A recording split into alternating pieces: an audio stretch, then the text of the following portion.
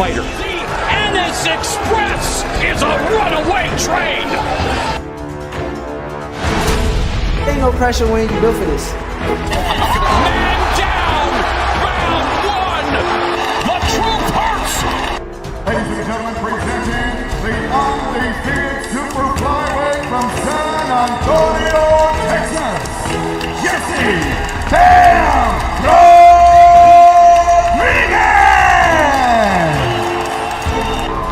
The universally recognized undisputed lightweight champion of the world, Devin the Dream Haney!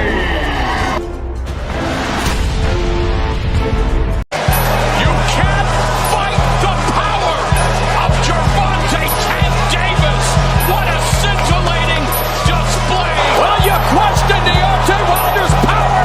The proof is in the banana pudding as he just turned the lights out. Cool boy Steph Stephen Fulton Jr. The Ennis Express is a runaway train. Ladies and gentlemen, fighting out of Las Vegas, Nevada, here is the skilled, the highly regarded Devin the Dream Haney! You can't fight the power of Gervonta Tank Davis. What a scintillating display. Well, you question Deontay Wilder's power. The proof is in the banana pudding as he just turned the lights out. Cool boy Steph Stephen Fulton Jr. The Ennis Express is a runaway train. Ladies and gentlemen, fighting out of Las Vegas, Nevada, here is the skilled, the highly regarded Devin the Dream Haney! Man, what up, man? What up? It's been a minute, but hey, we back in the building. Y'all know what I'm saying, man. Hey, life be lifing out here. Life be lifing. But it is what it is. As we do always, man. Welcome back to another episode, man. We could get right into it because I got a topic I want to talk about. You know what I'm saying? Boxers versus bangers, right? Who has the advantage in these situations? Do y'all prefer boxers? You know what I'm saying? Do y'all prefer bangers?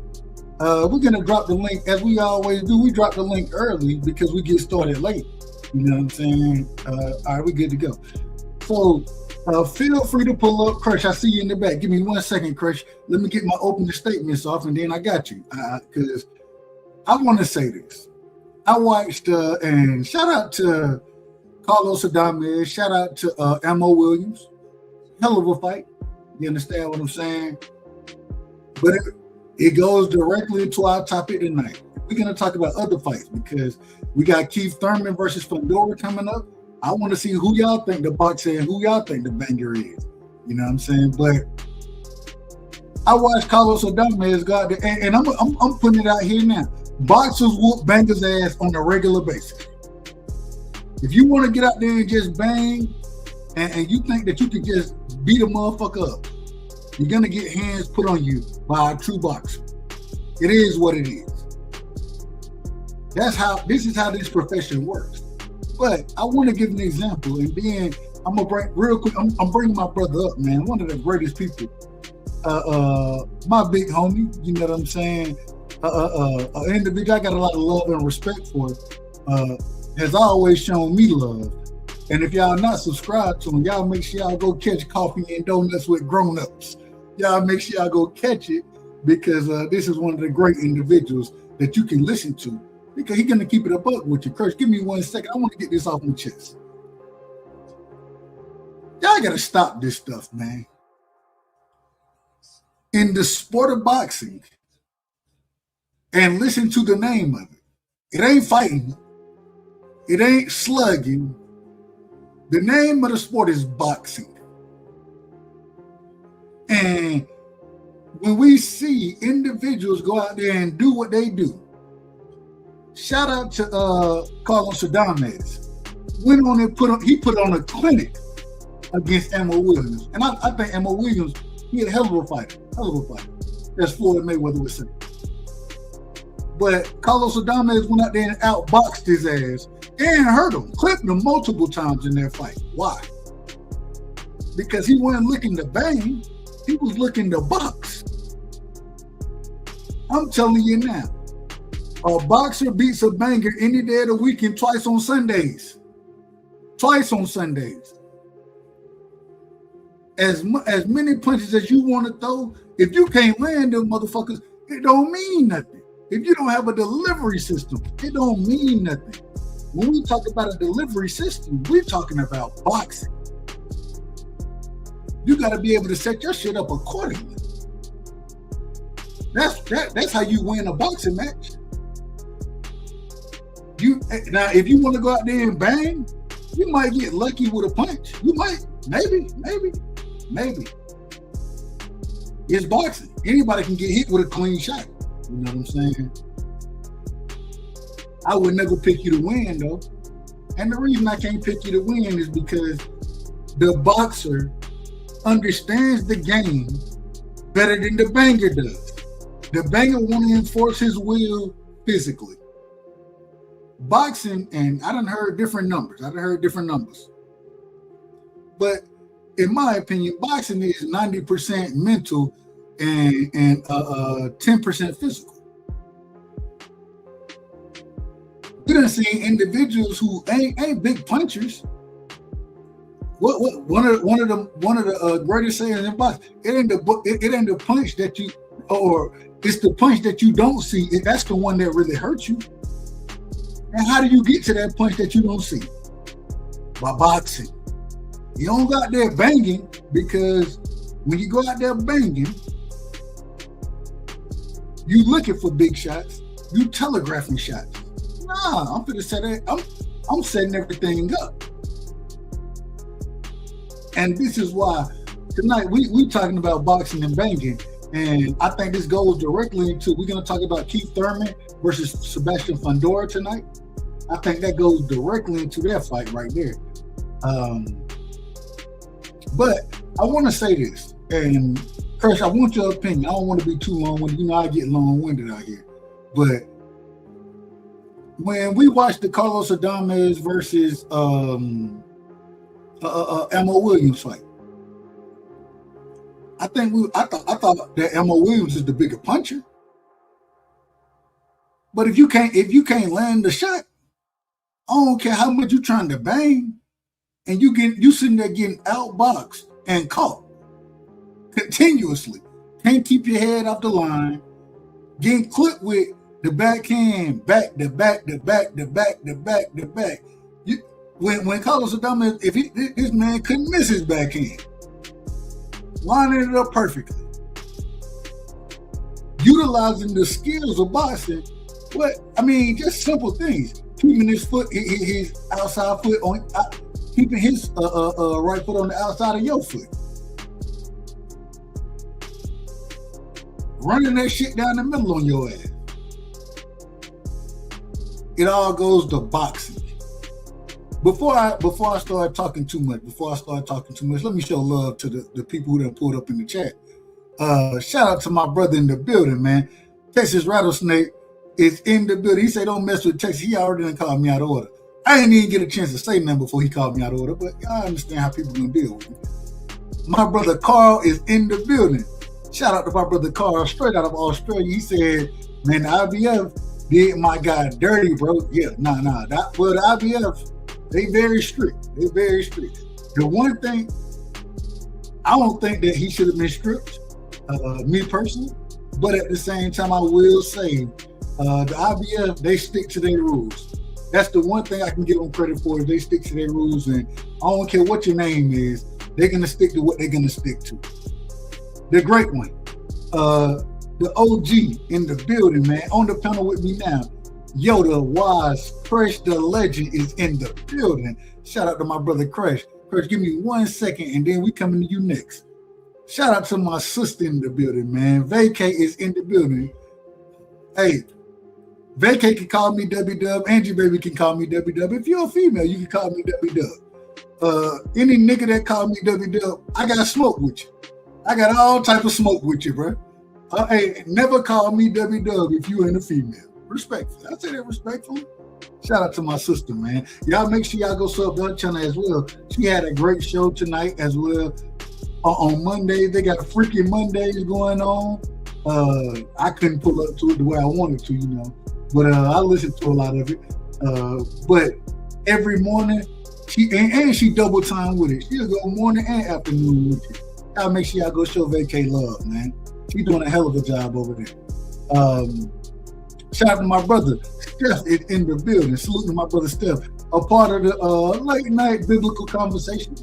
If y'all want to be a part of it, y'all let me know. We have late night biblical conversations every Tuesday nights and Friday nights. We do biblical conversations. If we miss it, then we try to make it up. You understand? But we having a great time over there with the biblical conversation. Shout out to my brother Steph in the building, man. My brother Free, me and Free, we will be live every Thursday. We will be talking everything as far as the draft go, NFL go. Y'all go sub to Free. He doing a hell of a job himself. He had Jaden Daniels out there playing damn flag football. I said, man, I didn't even know. And then I went back and watched the flag football game. I said, well, the flag football player was putting hands on NFL players. I said, damn, they were putting hands on them. So, but no, shout out to my brother, man. Hey, D Free doing a hell of a job over there. Hell of a job. Shout out to Jerry in the building. Jerry said, worst style for a boxer is a brawler banger. We're going to talk about it. We're going to talk about that tonight. And I disagree with you. As far as that's the worst style. But we're going to talk about it. I ain't got no problem. But, what it is? I didn't even play that. All right, we good. I think I done caught everybody that's in the chat so far. Y'all make sure I hit the like button. Crush, I want to come to you, and I want to ask you, when we're talking about boxers versus bangers, right? Individuals who have that skill set in the ring, understand the entire game of boxing, not necessarily not looking to knock you out, but if they land the right shot, it only take a few pounds of pressure. And shout out to Money Brown. Money Brown always bring that up. I think he said 7 pounds of pressure it take to knock the individual out. I don't know if that's true or not, but shout out to my brother Money. But I want to ask you, Chris, when we watched that fight the other night with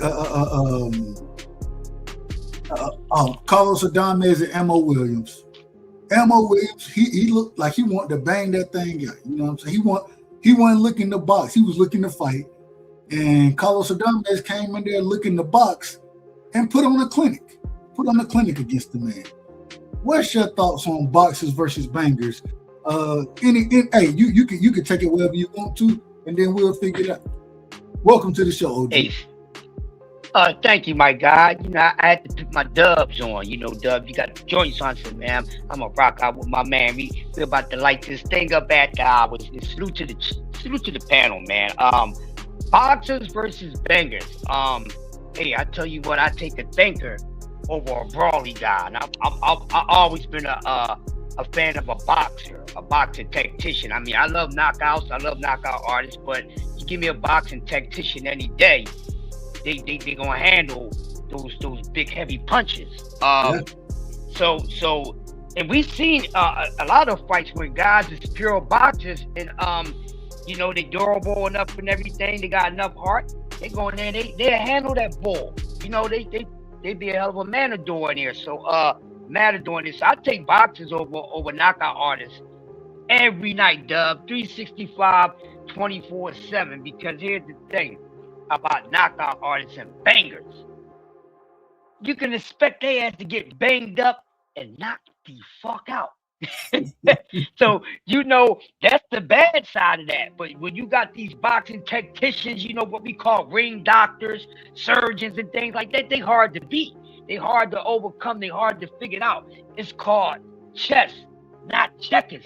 So give me a thinker because boxing is 80%, 85% mental, 90%, depending on your IQ and how fast you calculate what's across from you than anything else. So you give me a boxing tactician. I mean, for instance, I'll pass on the deep because we're going to be rolling for a minute. Muhammad Ali is a prime example. He's been up against nothing but bangers. You know what I mean? He faced nothing but cavemen with the club punch and all that. And look at him, a very handsome guy. And what he was doing, take him to school, jab, jab, jab, gamma ray, jab, jab, jab, jab. He wasn't into all that coming in, rah, rah. He handled them dudes and handled them very well. So give me a tactician over a banger because they're going to wind up banging themselves out, not past the deep. Real quick, man, we got one of the greats in the building, man. If y'all don't know, me and Free, we will be live every Thursday moving forward, covering the NFL draft, free agency, everything in the NFL. But as far as a boxing mind goes, a debate mind goes, one of the greats that I've ever been around. And man, it's always a pleasure to rock with you. Free, welcome to the show, man. What's your thoughts on this whole discussion, boxers versus bangers out here? What's your thoughts? What's going on, Quack? What's going on, Dub? What's going on, everybody in the chat? Yeah, I mean, boxer, for the most part, that's the name of the sport. So the boxer always prevail over a brawler. It's like a brawler is almost like a street fighter, a guy that don't really have any finesse to their punches. They just come straight at you. Anytime you put a professional boxer versus a street fighter, majority of the time the professional boxer is going to beat the street fighter because they have a system. They set up their shots, a brawler or a banger, so to speak. They don't really have a system outside of just trying to wear down their opponent and trying to enforce their will on the opponent. Now, you have every once in a while where a banger will be able to be a great boxer. We've seen it with Roberto Duran and Sugar Ray Leonard. We've seen it with Joe Frazier versus Muhammad Ali. So you see it from time to time, but it doesn't happen that often because the boxer he can set his punches up much better than a brawler can. A brawler pretty much will walk into a shot where a boxer, they would usually avoid those big shots because they see it coming. Their defense is usually better, their footwork is usually better, and their movement is usually better. So you have times where a brawler will get the better of a boxer, but more times than not, the boxer usually prevails in those situations.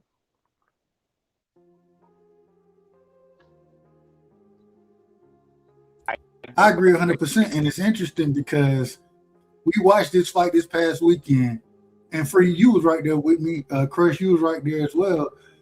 Break down the Ammo Williams versus Carlos Adames fight. It seemed that Ammo looked to be the brawler in the fight. You know what I'm saying? Not really having a calculated way to land the shots that he needed to land to be effective in that fight. Versus Carlos Adames, who looked to be the more skillful boxer in that fight, and not throwing nearly as wild shots or anything like that, but landing much more consistently, especially fighting behind the jab. How would y'all break that fight down? Well, I'll go first real quick. Ammo Williams. Go ahead, you got it. He came out to box at first. He was throwing a jab out there. The problem with Ammo Williams, because he wasn't able to move his head off the line, he got caught with those two right shots that dropped him. And it was like, okay, the boxer went out the window. It was like, okay, I got to get my lick back. I got to try to get back up on the scorecard. Exactly. And that it was the beginning of the end for Ammo Williams once he got knocked down. He started off well. I gave him the first round, but after that, it was all Carlos Adames because Carlos Adames was like, okay, I see this guy is not moving his head. I'm going to wait for him to throw a shot, and then I'm going to come over top of it. And he was a sucker for the right hand because he didn't move his head. Ammo Williams was a southpaw, and you had Carlos Adames as the orthodox fighter. Well, when you fight in the southpaw, your right hand is what you need to throw Yeah. because their guard hand is to the opposite side of that right hand. So Carlos Rodriguez saw that Ammo Williams wasn't moving his head. He said, "Forget my jab. I'm just gonna throw my right hand the entire night." He wasn't even leading with his jab. He was just throwing the right hand. And Brick, so, that's what Bill Haney would call a brick hand, correct? I think that's what Bill would call a brick hand. right. But he just started running down the middle on him. And boxers, and this is the difference. This is another thing that I always talk about with boxers versus brawlers, or boxers versus bangers, whatever you want to say. Man, if you a boxer, the first thing you understand, I ain't gonna say the first, but you understand you got to keep your head off the line. And when you called it, when I called that, I'm like, bro, the man's head is on the line all the time. If all I got to do is line you up, and I know you're gonna be there because you don't move your head, you have no head movement, and I think that goes into, man, I really want to land my shot versus most boxers gonna look at it. Hold on. There are gonna be times I can be offensive, but I won't. When I want to be defensively responsible and allow my responsibleness as far as defense go to lead into my offense. And it seemed like Carlos Adames understood that, and Ammo Williams was he just didn't see it. Go ahead, Chris. Yeah, I've seen the fight the same way. I gave Ammo the first round, and it's like after that, he didn't have anything else. He's a limited talented guy. So when he faced certain guys, like a Carlos Adames, guys like that, he's going to struggle with these guys unless he hurt these guys. His IQ is not the sharpest. It's not the worst, but it's bare minimum IQ, in my opinion. Right. So throughout the fight, he didn't have anything else. Just like D3 said, once Adames noticed what he was doing, he said, "Man, I ain't got to be fundamental with the jab. I'm gonna just be winging this joint." And that's what he was doing. He was successful throughout the whole fight, but it was a good fight. We know Ammo Williams comes to fight. He's a guy that's not going to lay down easy. But there is going to be some nights at the office where it's not going to be a good night for him. You know what I mean? And he's going to come out on the short end of the stick. A couple days he need to tighten up on. But the reason it ain't going to be a good night is, and when he got clipped, it just seemed like all boxing went out the way. It seemed, man, now I got to get my lick back. And that's the last thing you want to do in boxing. It ain't, you can't. Go ahead, Free. Well, the thing is, and when you say get your head off the line, the one thing that I looked at, a fighter that I always look at that was a good fighter that always kept his head off the line for the most part was Mike Tyson. Mike Tyson was a fighter that a lot of times in the fights that he was in, he was usually undermatched. Like his opponent would usually have the advantage over him, but because he was a guy that knew how to keep his head off the line, and you could tell that he watched a lot of Joe Frazier fights. He never kept his head on the line, and he would have that same type of style that Joe Frazier had. He would come to you with his head moving side to side, and then he would change it up, and so you couldn't pick out the rhythm that he was coming with. That's how Mike Tyson was able to get in close and be able to hit his opponent with the shots that he wanted to hit him with, because he never kept his head on the line. And so that's the person I always think of when I hear about get your head off the line. The first person that comes to my mind is Mike Tyson, because he always kept that upper body movement, kept his head moving from side to side, so you couldn't get a clean shot at him. Hey, real quick, shout out to my brother Dean in the building, man. Salute to Dean. Y'all make sure y'all go sub to my brother channel. He doing a hell of a job over there as well. You know what I'm saying? We got my brother Teach in the building. Teach say he think Mo tried. Hey, the man can't try as much as he want to. He just didn't look good out there trying. I'm just saying, it is what it is. Shout out to my brother Let's Talk About It is in the building as well, man. Salute to Let's Talk About It. That's my brother right there, man. Y'all go sub to Let's Talk About It. Straight out of Philly, you know what I'm saying? It is what it is. He's an Eagles fan, and y'all know I can't stand Eagles fan, but I ain't got nothing but love and respect for the brother, man. Shout out to Blue Hustle Man as well. Blue is in the building. Salute to my brother Blue. I want to ask this about that fight. When Mo Williams, when he got dropped in that second round, do y'all think that his game plan, that he changed his game plan, or do y'all think that he stuck to his game plan? I think his game plan abandoned him. You know, Mike Tyson said it the best. Everybody got a plan until you get hit. Till you get hit. You know, until you get, punched in the mouth, or you wind up on your ass bag, and hopefully you got butt cheeks insurance. And sadly, a sad reality, that's what happened with our guy Mo Williams, man. Once he got put on his ass bag, he said, "What? Now he got to worry about if it's going to happen again." Because now, can this guy catch me again? I wasn't expecting to get caught, and especially not this early. But this guy caught me. Gotta have that thinker. And then you gotta have a corner too, because if you can't pull audible, which means a high IQ, you can't pull audible right there. Your corner better be able to tell you something. Yeah. But that was the case, man. And he wasn't able to figure anything out. But luckily for him, the fight went the distance, because if it was anybody else that punched a little harder or just a little more mean in their approach, rockabye, baby. Rockabye, baby. Yeah. I think not only did the game plan go out the window, I think a little bit of that confidence went out the window as well, because Mo Williams came into that fight feeling like he was the better boxer, feeling like he was the bigger puncher. And when he got dropped, you seen a little bit of that confidence go out the window. He wasn't so confident in throwing a jab out there like he was in that first round, because the first round he was using the jab beautifully. He kept Carlos Adonis guessing on how to be able to get to the inside and be able, because Carlos Adonis has a smaller reach. So Carlos Adonis had to work a little bit more to get his punches off than Mo Williams had to do. But once he got dropped, that confidence of using that jab, the game plan of being a boxer, all that stuff went out the window. And I agree with what both of y'all said. I agree with both of it. It's interesting because I think, and when we went into it before, I think Chris, I can't remember who you picked. I don't know if I remember hearing you pick anybody. I don't know if I was on the panel with you to hear you pick anybody. But real quick, Dub. I had picked a Diamonds for by decision. Yeah. And I know me and Free, we was like, man, this is probably going to be much easier than we think than people think it's going to be. Mo, I like Mo. I'm a fan of Mo Williams. I want to see him succeed.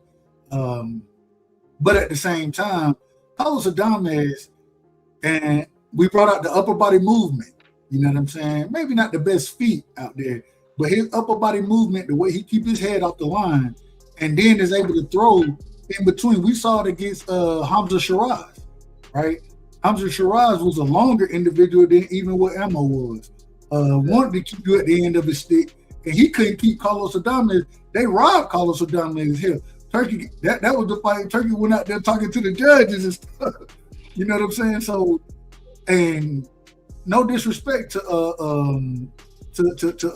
Mo, but I thought Shiraz was a better fighter than him. And for Carlos Adames to do what he did in that fight, I was like, man, this is probably gonna be a beatdown. I thought it would be a closer fight than it was. But I did think that Carlos Adames was gonna run away with this thing. I thought it was gonna be something like 8-4, but it ended up being, including the knockdown, Free, what was it? 9. It was actually 10-1 because 10-1 because they took a point from Carlos Adames, but Carlos Adames still won that round. And so it made it a 9-9. And that was a bad point deduction in my opinion. The ref was out of water. Yeah, so that round made it became a 9-9 round in my book because you took the point from Carlos Adames, but Carlos Adonis still clearly won that round. There was no minute of that round that I gave it to Elmo Williams. So that made it a 9-9. And then, like I said, the only round that I gave Elmo Williams was the first round. So it was a 10-1-1. Carlos Adonis. Amazing. Carlos Adonis on my scorecard. Carlos Adonis won that fight 118-108 on my scorecard. Real quick because I want to move forward because we had this fight coming up this weekend. But before we do it, do y'all have anything else that y'all want to bring out about that fight? I was going to ask a question. To y'all because I felt like they should have. Do y'all believe that Elmo Williams' corner should have stopped that fight when they got to like round 10, round 11?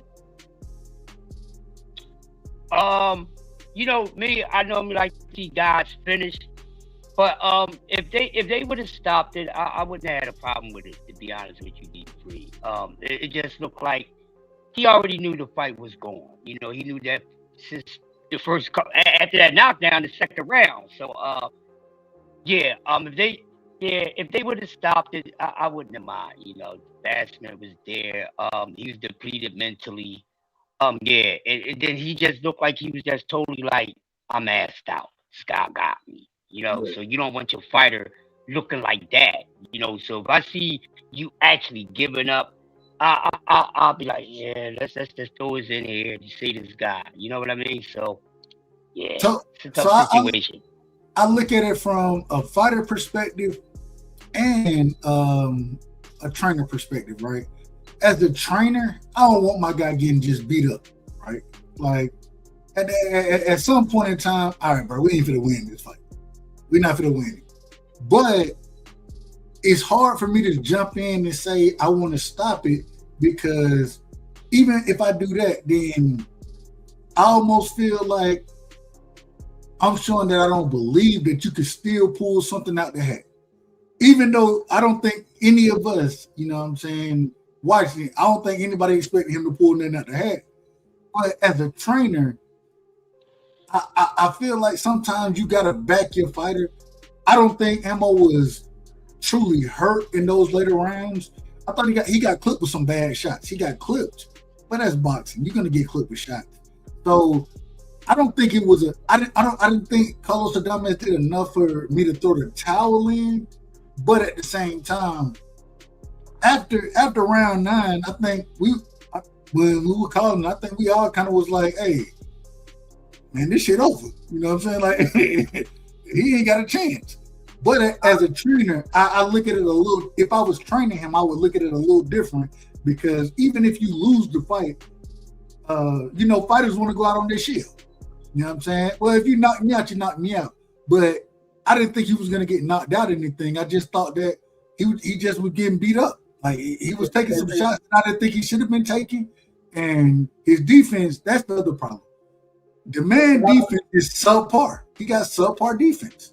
And so, go ahead, Free. No, I was going to say, and that's I feel the same way you feel, though. But the thing is, you don't want a fighter taking too much punishment. And after round 9, Carlos Adonis got caught with some clean shots, and I think he got stunned. But Elmo didn't have enough power on them punches to knock Carlos Adonis out. He had enough to stun him, but he ain't have enough to knock him out. Because he stunned Carlos Adonis when they was having those firefights, those moments that they did have, the couple of firefights. Yeah. He stunned Carlos Adonis a couple of times, but it wasn't enough to make Carlos Adonis wobbly on his legs or anything like that when Carlos Adonis was in real serious trouble. So I was like, if me being a trainer, I'm like, okay, he hit him with a clean shot and it didn't rock him. It stunned him, but it didn't rock him. He ain't got nothing left in the tank. My man is just getting beat up. I gotta stop him. He's just getting beat up because he ain't got enough in the tank. I want to ask this question for you, and this for both you and Crash.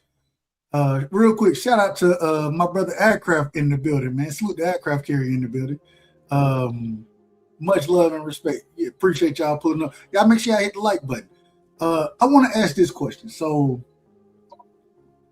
when things like that happen in fights, right? So we understand, like you were saying, Carlos Adames not having really pop on his punch anymore. You know what I'm saying? Not really, or excuse me, Emma Williams not really having pop on his punch. You know the most interesting thing about that fight, and I want to ask this. The most interesting thing is they didn't go to the body nearly as much as I expected them to go to the body. And so when you're a brawler, right, in my personal opinion, if you're going to brawl with somebody, man, them first 4 rounds, I might get clipped with some shots. I'm working the body. And it just seemed like the body work has been, it done been, folks done let it go. They just done let it go. And so as a brawler versus a boxer, right? Do you think the brawler should be going to the body more? Do you think the boxer should be going to the body more? Both? Or as we see in this fight, they look like they was headhunting in this fight. Yeah, I think both of them should be going to the body more. But more so, the brawler needs to go to the body more early. More so than the boxer, because the boxer is going to use his legs. The brawler, for the most part, is not going to use his legs. But you want to go to the body to take some of that steam off the punches in the later rounds. That's the one reason. Well, that's one of the reasons why I think Lara beats Carlos Adames. I think Lara is smarter than Carlos Adames. I think his experience and his ring IQ is much higher than Carlos Adames. I think Carlos Adames have a great chance of winning that fight, but I think the experience and the ring generalship and the IQ that Lara has, I think he will outbox. Hold on, man. Real quick. I gotta ask. Adames, where's Adames from? Where he from? He from the Dominican Republic, ain't he? Yeah, he's from the Dominican Republic. And Lara is too, as well, correct? No, Lara from Cuba. Oh, he's from Cuba. He's Cuban. Yeah, Lara from Cuba. Well, I don't trust neither one of their birth certificates. So Lara all is 73 years old, and Carlos Adames may be 43 years old. That's all I'm saying. But man, ain't no way. And I do think that Lara has a higher ring IQ. I think El Bronco, the dog in him and that upper body movement that he has, I think if he fights somebody like a Lara, I think he goes to the body a little more, because I think Lara, we've seen him fight multiple times and he understands how to keep his head off the line, right? He's not just gonna come straight forward at him and land backhands on him, and he's not gonna do none of that against Lara. But I'm gonna tell you something. Go ahead. The one thing, there's two things.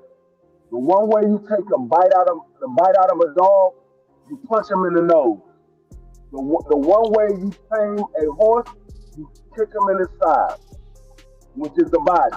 Lara's gonna punch Adames in the nose, and he's gonna hit him to the body. He's gonna tame that dog and that horse. He's gonna tame both of them. Well, real quick, y'all. Y'all know we got to do things right around here, and let me make sure I get it set up accordingly. Let me do this. Oh, I hit the wrong button. There we go, right here. We got one of the greats in the building, man. We got one of the best brothers I know. You know what I'm saying? Straight out of California. Shout out to Jazzy, man. Jazzy, she tried. She tried tonight. They got blowed out, but they ain't give her enough shots, Mr. Chairman. They ain't give her enough shots. We got Mr. Chairman in the building. Thomas Hill is in the building. Salute to my big brother.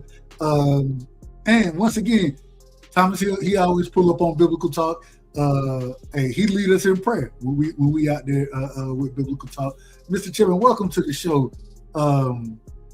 First, before you say anything, I gotta ask you this: are you picking a boxer or which style wins in most fights? Not all, but most.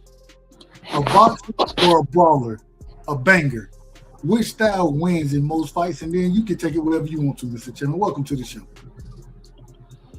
What's good with you, man? You talking about just those particular choices, or? Yeah. Those are only two choices you got.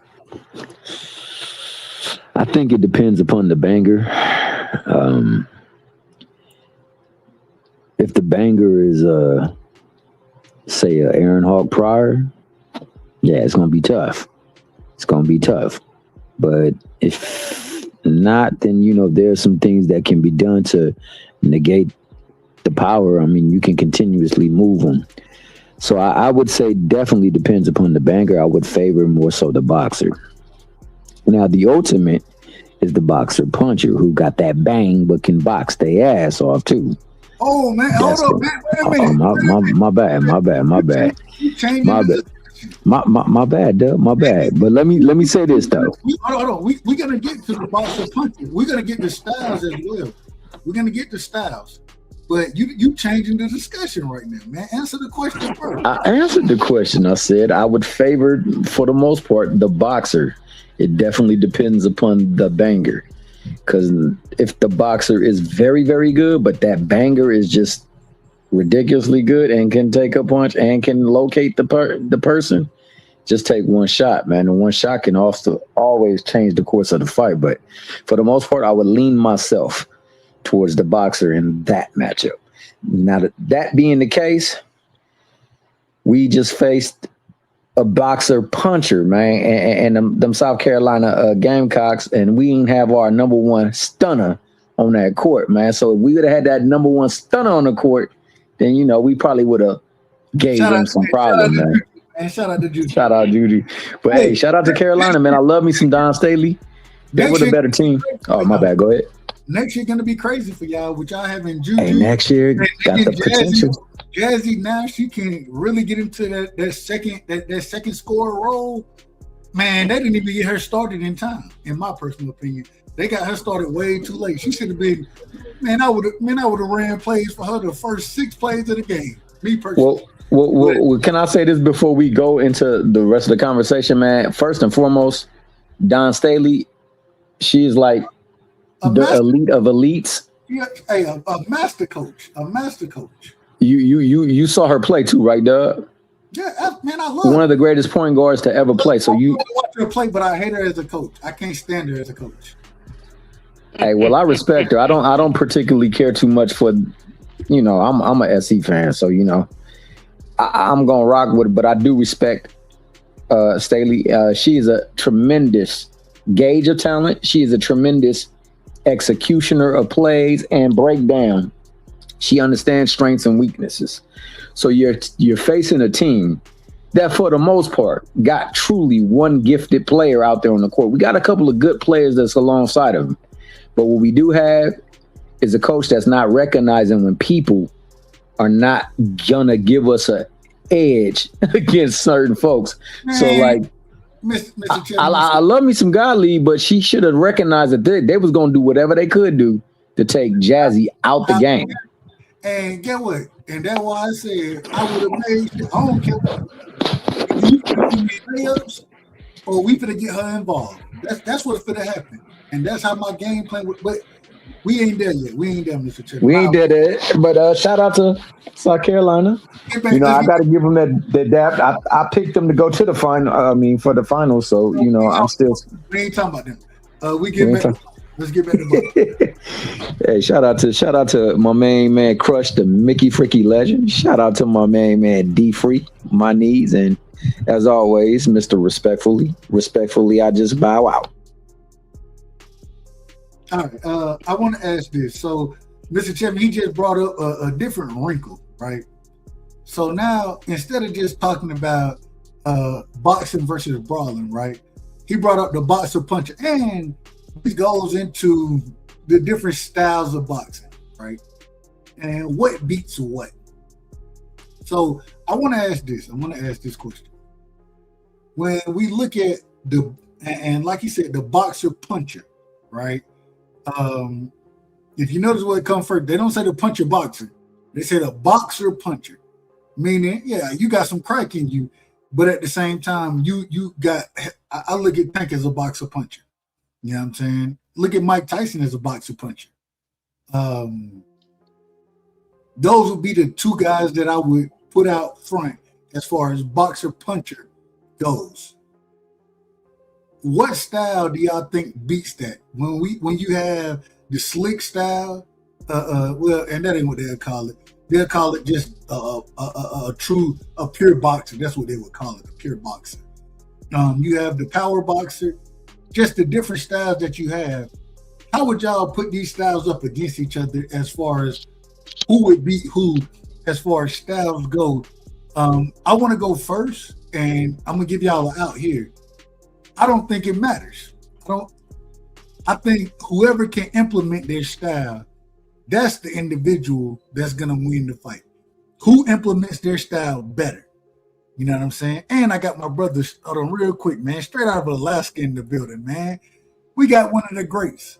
You know what I'm saying? My brother is in the building. Cash Crypto, welcome to the show. One of the brilliant minds out here. Cash, real quick.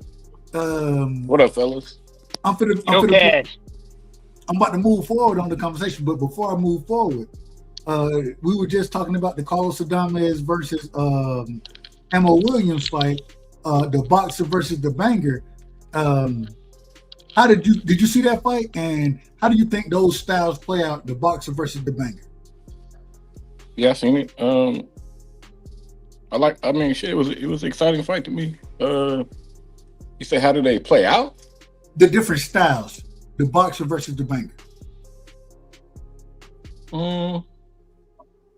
Or they would say, I say banger, the boxer versus the brawler. You know what I'm saying? That type.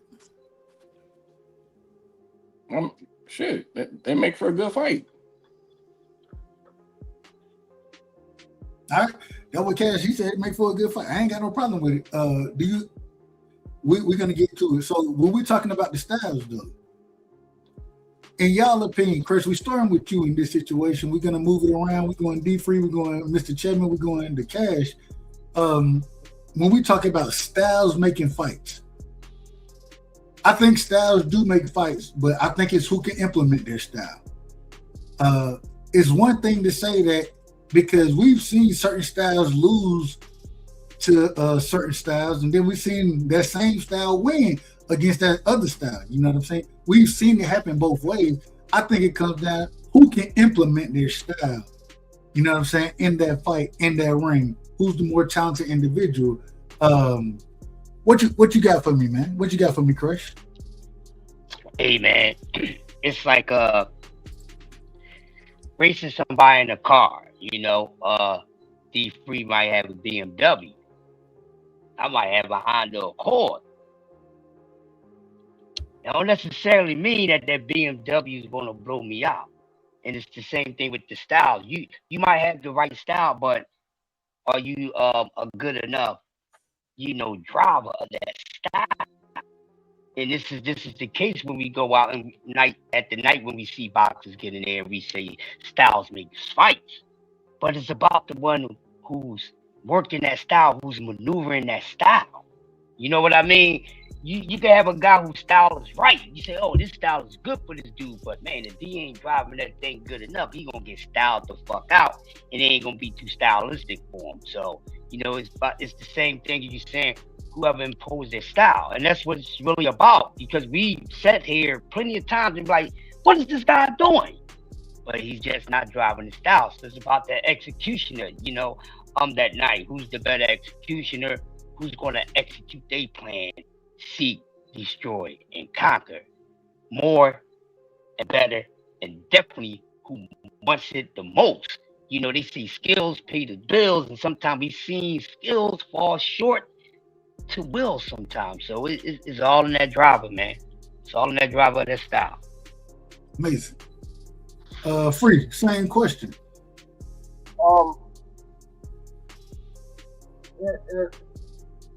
It comes down to, like you said, who's able to implement their style. That's why I never say styles make for fights. It's who can implement, who can impose their style. Because we've seen Sugar Ray Leonard lose to Roberto Duran, and then we see Sugar Ray Leonard beat Roberto Duran. If Roberto Duran's style was tailor-made for Sugar Ray Leonard would never lose that fight. Or if Sugar Ray Leonard's style was tailor-made for Roberto Duran would have never lost. So it's not about styles make the fight. It's about who can implement their style, who can impose their will on the other guy. Because we saw Carlos Adonis box pretty well in that first round. He was using the jab. I mean, I'm not sorry, not Carlos Adonis, Ammo Williams, but Carlos Adonis, he kept imposing his will on Ammo, and he got to land that shot. We've seen it happen a number of times before. I think the best style to have would be a boxer puncher because you can move, and if you need to get somebody up off you, you got enough power to hit him with to get him up off you. So I think the best style to have is a boxer puncher, but there is no style that's better than the other. In my opinion, I think the best style to have is a boxer puncher where you can get your opponent out of there when you need to, and you can move if you need to. If you just a puncher, then you're pretty much just waiting to land a big shot. If you're a boxer, yeah, you can move around the ring, but you don't have nothing to keep somebody off you. If you're a brawler, you just a come forward fighter, and you have a boxer that can outbox you. So I think the best style to have is a boxer puncher. But there is no style that's better than the other one. It's all about who can impose their will on the other one. Amazing. Mr. Chairman, same question. The question was what again? When they say styles make fights, I don't believe that styles make fights. I believe that whoever can impose their style upon the fighter that they're fighting, that's what makes the fight. You know what I mean? So just saying that because you fight this style and I fight this style, that doesn't mean because I fight a different style or I fight a style that should be your style or whatever, it doesn't mean I'm gonna win the fight if I can impose that upon my opponent. What's your thoughts on that? San Antonio Spurs. That's my thought on it. I think it's like you said, it's whoever in the ring can get their opponent to have to adjust to their style and to play their style or fight their fight, or who can make the necessary adjustments to the other person's style. I agree with you on that style, and that styles don't really make fights. It's the fighters and how they implement the style and how they adjust to what's being done in the ring. I mean, I don't think that there's a particular style that can thwart like I mean, it was a good example. I mean, you seen what Ray Leonard was. You seen the problems that he had with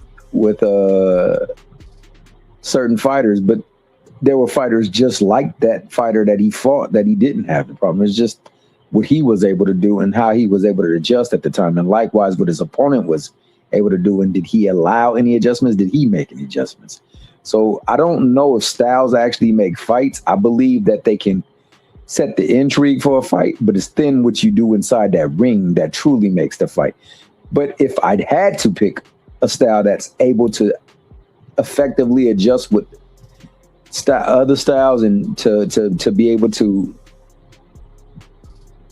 probably do well versus other styles, it would be a boxer puncher. You want to be able to counter. You want to be able to, dictate the pace of the fight. You want to be able to, cut the ring, turn the ring, create the types of tempos that might catch a person off balance. You want to be able to time, and then you want to be able to deliver something that will catch their respect. So if somebody is coming and they're heavier, they're a brawler, and they're coming at you and they're putting pressure on you, you can continuously move them and then set them up with an angle or a turn and just catch them with a punch in the midst of it that can kind of keep them off their timing and keep them off their like circle, their axis. So I believe that, ultimately it's the fighter. I believe fighters have shown us that styles are indeed intriguing, but they can be bested if that person that's fighting them that day. Case in point, I'll say with the Nakatani fight versus what was his name? Manuel. What was the brother's name that he fought just recently? I forgot his name, but he was a Mexican fighter. He was a pressure fighter, and I mean he was putting pressure the whole fight long. And to a lot of people, it looked like he was doing more effective work in that ring. So, you know, a lot of things that Nakatani didn't even get noticed because, you know, he was punching in between the punches and he was constantly moving, but he was on his back foot. But he was landing punches, but it just looked like the other way around. But he was able to counteract it. However, you know, my man was just there not to go. He was there to win. And, you know, it was a tough fight. We get that at times. And you got one that's a boxer puncher and you got one that's a pressure fighter. You know, that's coming into the brawl. So I think it's like you said, it depends on the fighter in the ring and how they're able to adjust to the other person and what they're doing, and also how they're able to implement their style and to get the other fighter to go along with the style that they want to, the pace and the tempo that they like. Hernandez Red. That's it. Hernandez. That's it. Yeah. Yeah, that was a good fight. That was a real good fight. Nah, I like all of Nakatani fight. I ain't even gonna lie. Hey, I can't wait. I think he got a fight lined up with Inoue. Can't wait for that fight. I think that's gonna be a hell of a fight right there. And we're gonna get to it. Cash, real quick. I want to hear your opinion on this as well. Same question. What's the question? Styles. As far as styles, implementing them, do you feel like one style beats another? How do you see style matchups playing out? No, I don't think there's one style that can beat any. I think there's a lot that goes into a fight. It's not all about the style. It's about someone's heart, someone's will, determination. I think a lot goes into a fight. I don't agree with the. I always thought the styles make fight term was different styles make different fights. I just thought they shortened the damn shit. but this is the thing. So, would you agree with me? It ain't about the style. It's about who can implement their style. Yeah, it probably in a lot of cases, but then you're gonna run into someone who might just be that good where he could beat you at your own style. Shit, so I don't know. It's all about who's in the ring. So you think it just comes down to talent? I think it's a mix of everything. All right. Shout out to my brother. I believe this is my brother Carl. Carl, that's you. Hey, how you going, Dub? How are you, fellas? My brother Carl is in the building. Salute to my brother Carl, straight out of Australia. Carl, good night, Mike. Welcome to this. Hey, I thought Mr. Chapman was Australian when he said that one. Carl, I gotta ask you. First off, did you see the Ammo Williams fight and Ammo Williams Carlos Adames fight? I did, mate. I did, yeah. What was your thought? Good fight, man. Good, brilliant fight. My type of fight. I love it. All action. Yeah, man, that was a great fight. Because I got you on the pen, I don't know how long I got you for. So I gotta ask this. And Tedder, say that brother name, Tedder Moana. Say it again. Tedder Moana. Tedder Moana. What was your thoughts on Tedder Moana? Even though he was fighting the same dude who ran out the ring. No disrespect. But the same dude who ran out the ring against F.A. Joppa, Harper, Curtis Harper. Curtis Harper. Curtis Harper always he a journeyman, but he always been a tough guy. You know what I'm saying? Usually can make it through rounds. What'd you think about say the brother name one more time? Tedder Moana. Tedder Moana. Yeah. Tedder Moana. How is his first name and last name the same? Well, when you're that good, they name you twice. You know, he's that good. They named him twice, bro, just so people don't forget his name. They named him twice. They named him the same thing twice, just so you know. But man, what you think about Terry Moana as a heavyweight? Because I want to say this week. Let me make sure I get this right. This weekend we have Moses Atama. He's going to be fighting Jermaine Franklin this week. So I'm more. I think that's it's going to be a collision course at some time where they're going to end up fighting each other if they keep knocking shit out like the way they knocking shit out.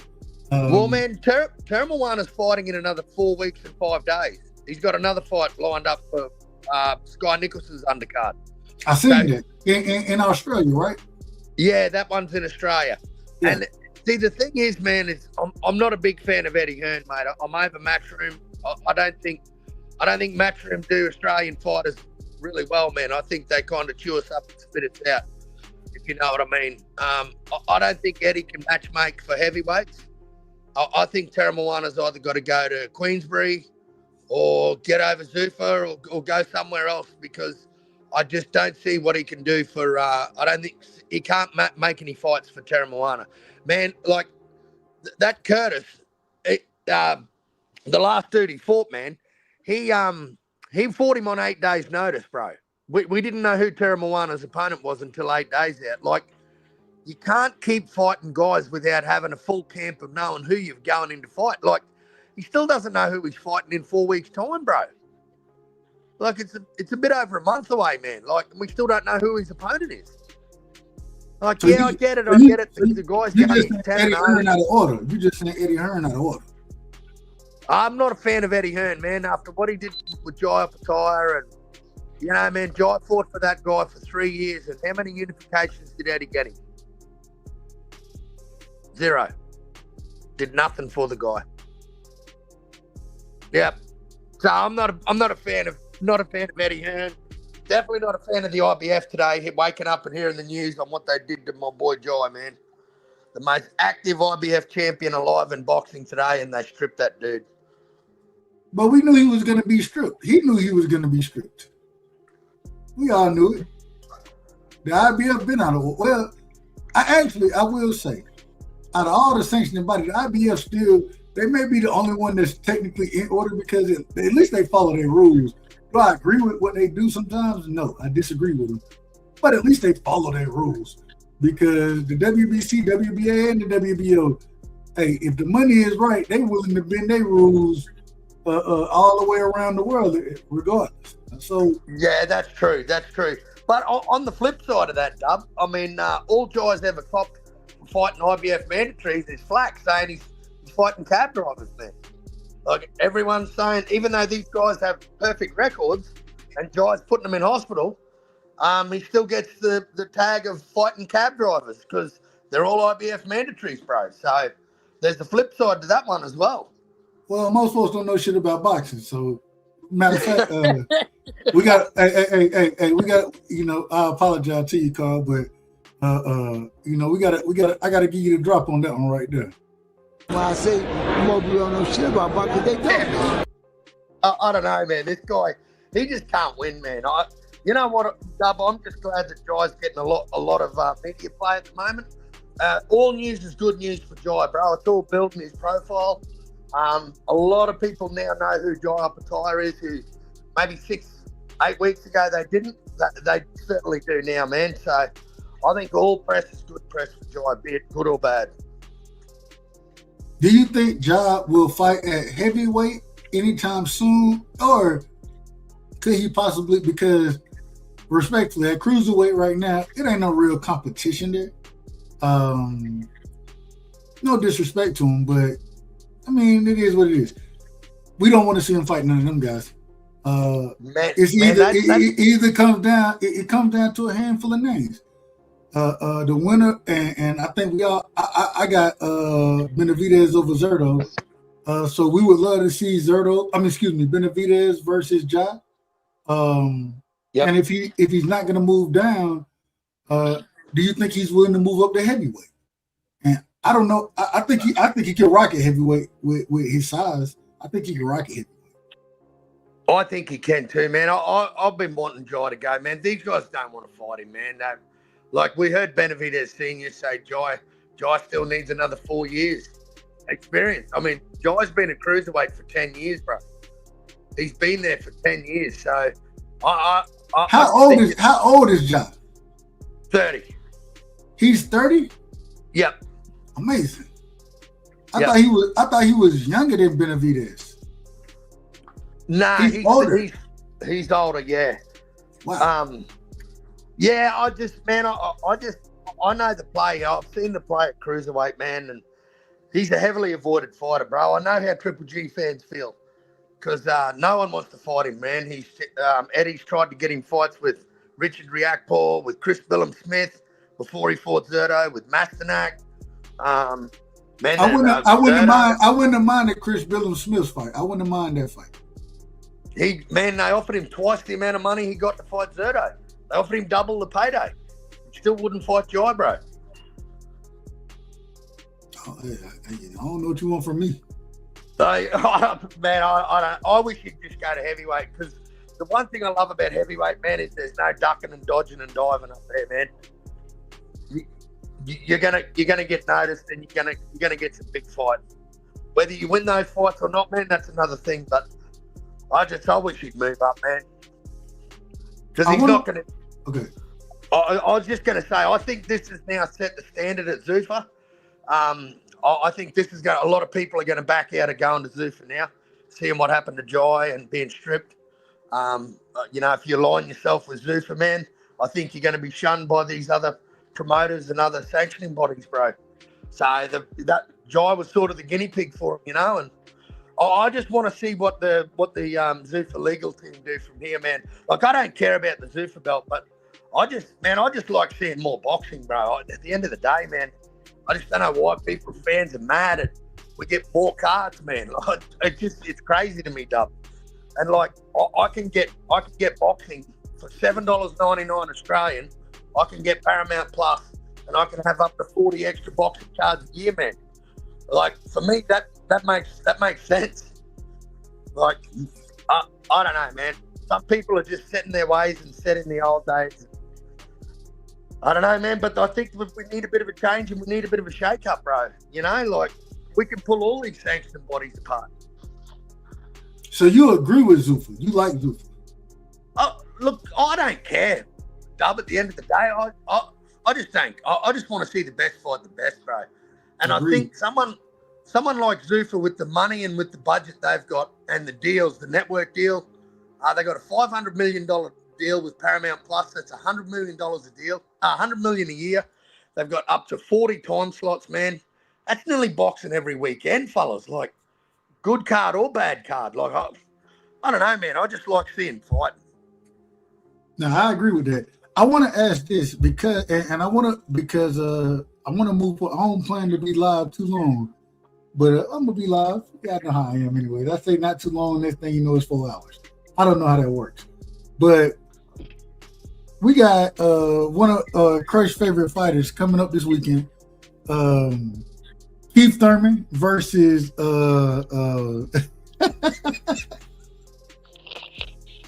Keith Thurman versus Sebastian Fundora coming this week.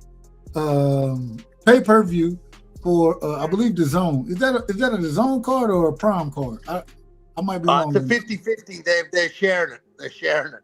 I don't know how that's working. I plead the fifth on it. Yeah, I'm not sure. I will say the undercard. I'm not. All right, I'm gonna just be honest. I don't like the undercard. Yoez Tellez versus Brian Mendoza, and then Yonel Hernandez versus Terrell Goucher, I believe. I think Elijah Garcia is on that card as well. I don't know. I can't remember who he's fighting though. But are y'all excited? First off, are y'all excited for this fight? Second, once again, we were talking about the boxer versus the banger. And I think in this situation, I think that Keith Thurman is the boxer. I think that Sebastian Fundora is the banger in this fight. he may actually be a boxer puncher. He may, but I hadn't seen his jab looking better. Because his jab starting to look so much better, I'm starting to give him more of the boxer puncher feel. But I haven't seen it solidified against anybody of significant stature, in my personal opinion. So who do y'all have in that fight? How do y'all see that fight playing out? And because it's one of your favorite fights, Keefe Poole is one of your favorite fighters, Chris, we're going to you. And I mean no disrespect. You already know what I'm trolling. I know. It's, y'all have to excuse Dub. Somebody gave him the wrong beverage. They gave him a bottle of spring water instead of giving him what he wanted to drink. So excuse my man for that, ladies and gentlemen. Shout out to one time Keefe Poole DeBarge Thurman, the flute player. Well, he's gonna get played like one of his favorite tunes that he played for his beautiful wife. I got the banger get me. I got this long, lengthy Kareem Abdul-Jabbar of the 154, and one of the tallest guys in the sport of boxing. I just got Fundora beating him. Keith Thurman got a lot to deal with. This guy with an 83-inch reach. I mean, you're gonna need some fast feet. Keith feet ain't the fastest, people. Still fundamental enough, but not fast enough. He's gonna have to turn into Clark Kent and be Superman without coming out the booth after he put this cape on and his suit. He's gonna have to be on the inside and as close as possible to be effective in any sort of way. Because Fundora, who's got a little better on the jab. Could his jab be good enough to keep Thurman at a pole reach? Or could it be one of those lazy jabs that a guy can just slide right up under it, don't need too much quickness or whatever, Will his jab be too fast for Keith? Now, as far as the speed part, I don't know. But still, he got to get inside. And this is a lengthy guy who loves to fight on the inside. And pretty good at it for a very lengthy guy. It's just facts. I don't know what Keith can bring to Fundora, people, that he hasn't faced that 154. He got his ass beat on like some bongos and congos, and he beat back on things too. So with Keefe Poole this weekend, it's a whole lot. It's going to be once upon a time, not no more times after this one, because I think Keith Thurman lose this one this weekend. He gets no more days. Ride off into the sunset, go join the barge, and have a family goddamn tour, and just fall back. Because if Keith going to stay in the sport, he has to be consistent. But I don't see Keith coming right back after he gets his ass beat this weekend. So I got Fundora beating Keith Thurman, man, but it should be a good one. So we're going to see. Now pass. You got to stop it real quick, Chris. You got to stop it, or you got it by decision? Right now it's kind of hard to tell. It depends on how Fundora powers Keith Thurman. So we'll see how effective the power is going to be probably after the first 3 rounds. So right now, I got to go on a distance, but a possible stoppage in the late rounds. We got the OG in the building, man. Shout out to Uncle Shelton. Uncle Shelton, we getting ready to come to you. I'm going to put you right in line. You're going to answer JB Raider. I'm coming to you in a second. I got you, OG. Mr. Chapman, same question. Keith Thurman versus Sebastian Fundora. The first question, and I didn't even ask you, Chris, but real quick, Chris, are you excited for this fight? Are you excited? Oh yeah, I'm excited for this fight. This is one of the fights that once I found out what's happening this year and looking at the lineup they had so far, this is one of the fights I wanted to see. And we want to see if Keith Thurman can come back and turn the tides, because people don't like Fundora. Y'all need to stop hating. Get over to you, Morris Meters. He's there, and his long ass ain't going nowhere till somebody send him somewhere. So, I'm excited for the fight. I think it's going to be a nice fight. Amazing. Mr. Chapman, what you got on the? Are you excited for this Sebastian Fundora versus Keith Thurman fight? And who you got winning, and why? Well, yeah, I am excited. I like me some Keith Thurman. I think he's entertaining for the sport. I think he has been entertaining. He's been giving us some good fights. Fundora is a up-and-coming boxer. I think he's been getting better as well. I think that he's corrected his vision. So, you know, it won't be as many foreign objects coming his way because he'll be able to identify them bad boys. So there won't be no UFOs coming his way this time. He'll be ready, and he's seen them before. That being the case, the level of promotional value is going to increase up because, you know, my man is a salesman. You know, the dude that go around doing the door-to-door stuff about the freaking cleaning solution that they made of. Yeah, that guy. Boy, that's the one with the spray. The one with the spray. Yeah, he came to my door one time, man. I ain't gonna even lie. I ain't gonna hold you. He came to your door? Yeah, he came to my door one time. You met him personally? Well, I met him, but at that time, I didn't know who the fudge he was until one day I seen him on YouTube. I'm like, yo, that nigga came to my door. And he was putting together his thing, too. The boy said he sprayed it in his mouth. I said, bro, you ain't never got to go that far. I was like, nigga, we amongst people. And when we amongst people, man, we ain't got to put on no damn show unless you got somebody out there filming you, dog. We ain't doing that, dog. I said, now, I done had this cleaner before. I understand how it work when it's with y'all, but then when it get with us, it don't. But just because you my people, I'm going to support you, man, because I like the way you put it together and you made me chuckle a time or two, man. Said the white people gonna love you, man, because if you can sing and dance, and perform, they definitely gonna give you some bread, man. But more power to you while you out there. Be safe and, you know, much love.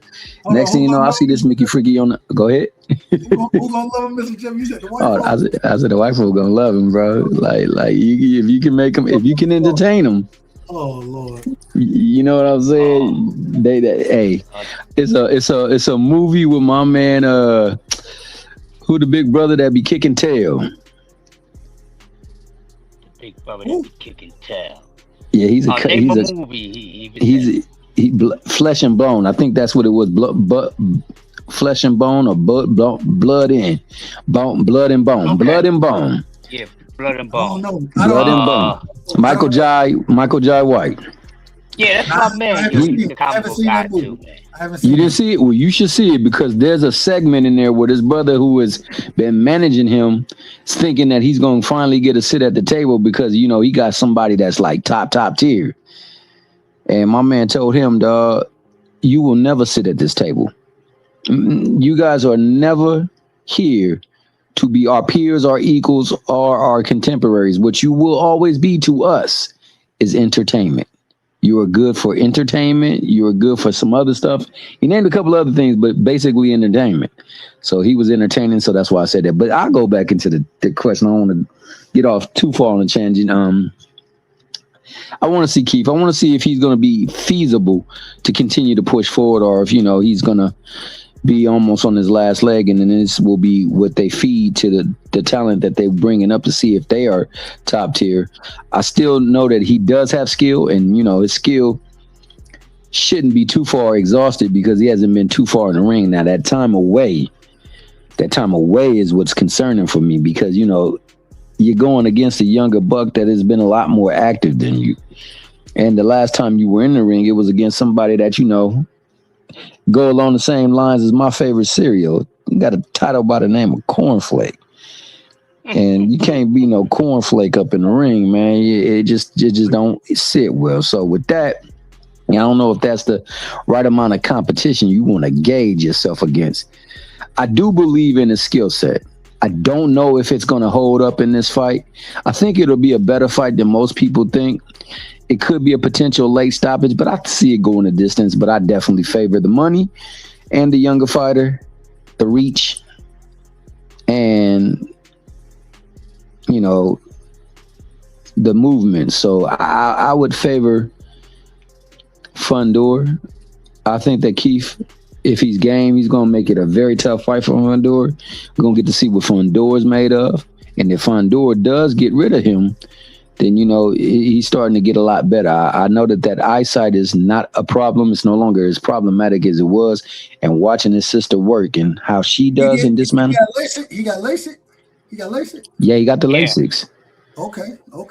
So you know, it makes it an easier task for him now that he could see stuff. Before he had to be up close because he had them Coke bottle joints, dog. And, you know, I ain't got Coke bottle joints, but I could barely see. But when you got them Coke bottle joints, man, everything look like colors and shapes. And sometimes you don't tell the right colors or shapes, man, and that's dangerous when you're in that ring. I don't know. And I'm asking. This is for the panel, real quick. Can you wear? So you know, like in basketball, if you have bad eyesight, you can put goggles on.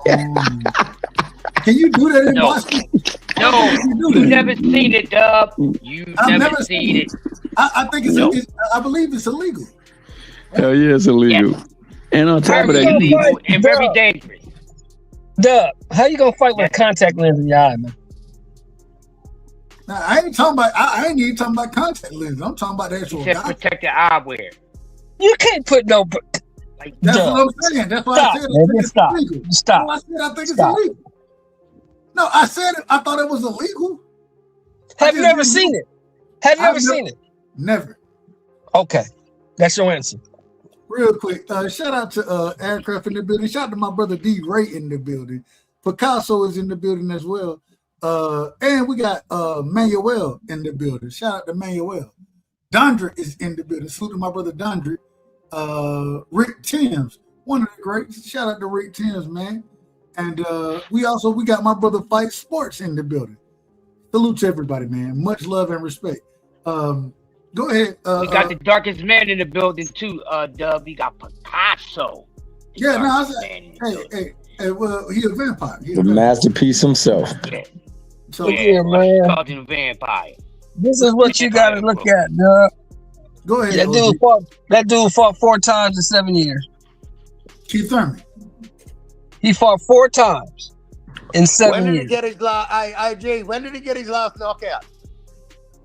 2017, I think. 2018. A long time ago. How are we gonna say he's knocking this big knocked out man Brock not too long ago? I don't count Brock Jarvis. Brock Jarvis was a 135-pound fighter who moved up. No, wait a minute. Whoa. Hold on. Hold on.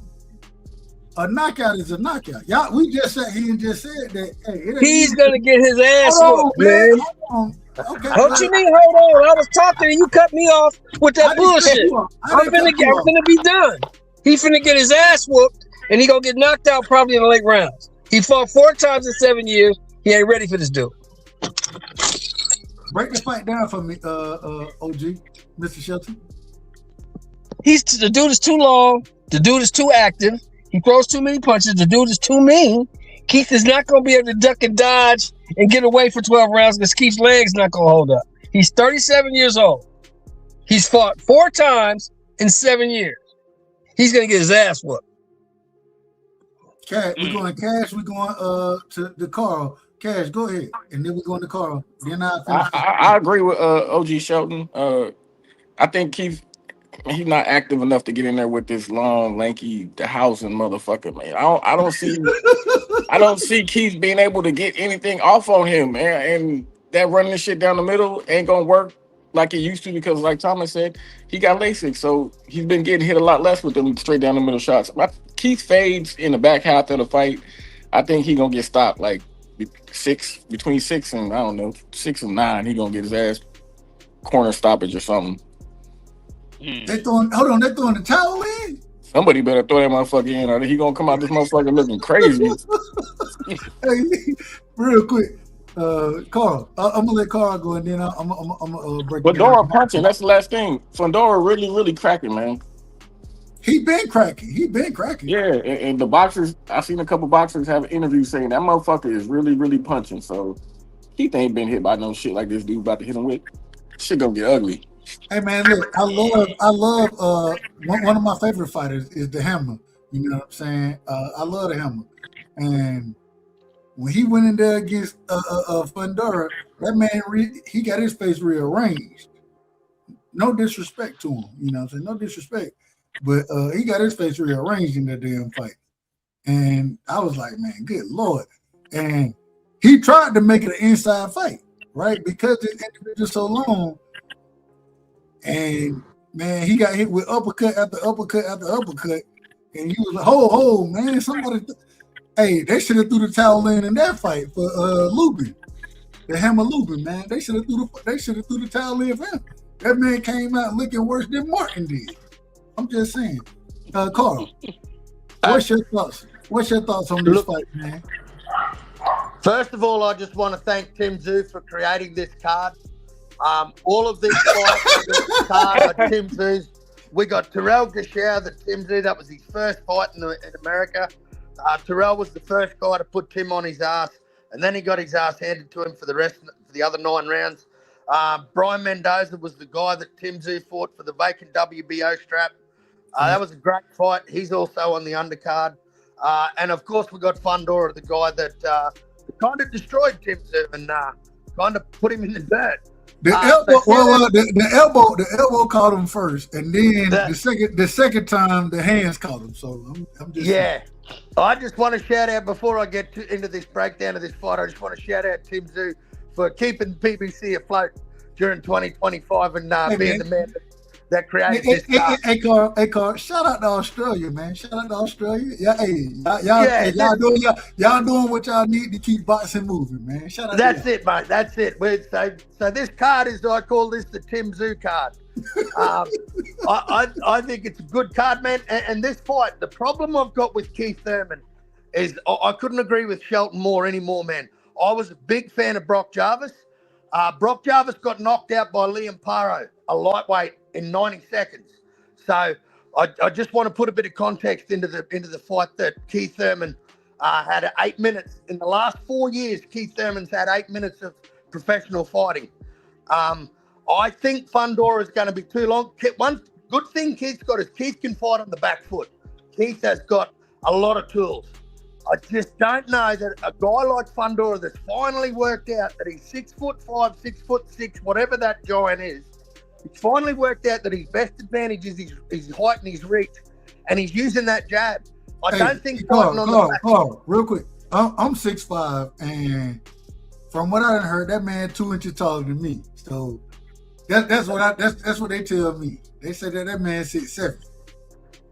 Man, he's a giant. He is a freakazoid. He is he's a puzzle man that has not been worked out. I mean, Brian Mendoza cleaned his clock, but we kind of can't use triangle theories, man, because Tim Tszyu beat Mendoza and Fundora beat the shit out of Tim Tszyu.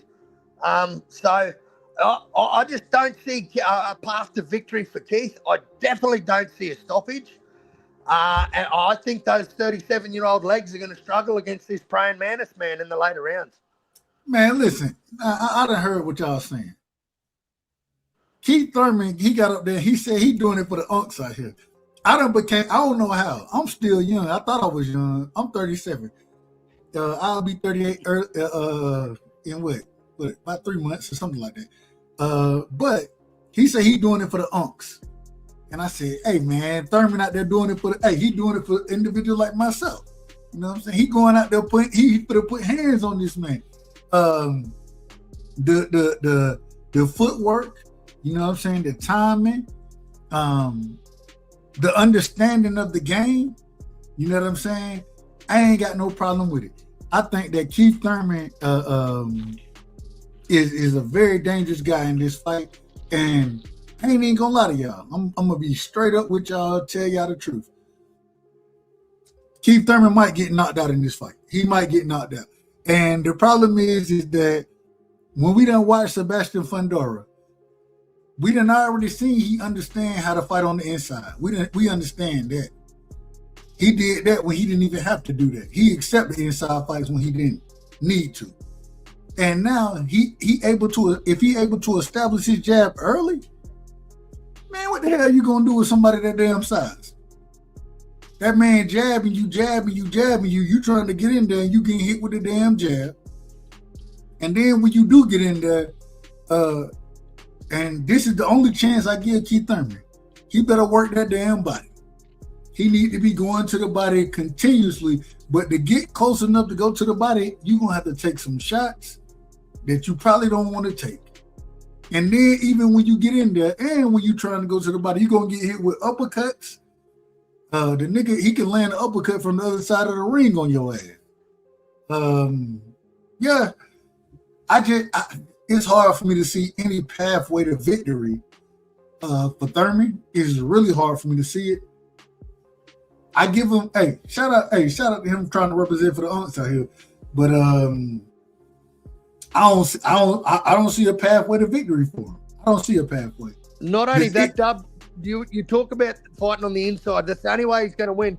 Not only does he have to watch out for uppercuts and those long arms, he's got to watch out for those razor sharp elbows, bro. Exactly. Those elbows will cut you. They'll split you. So I don't know, man.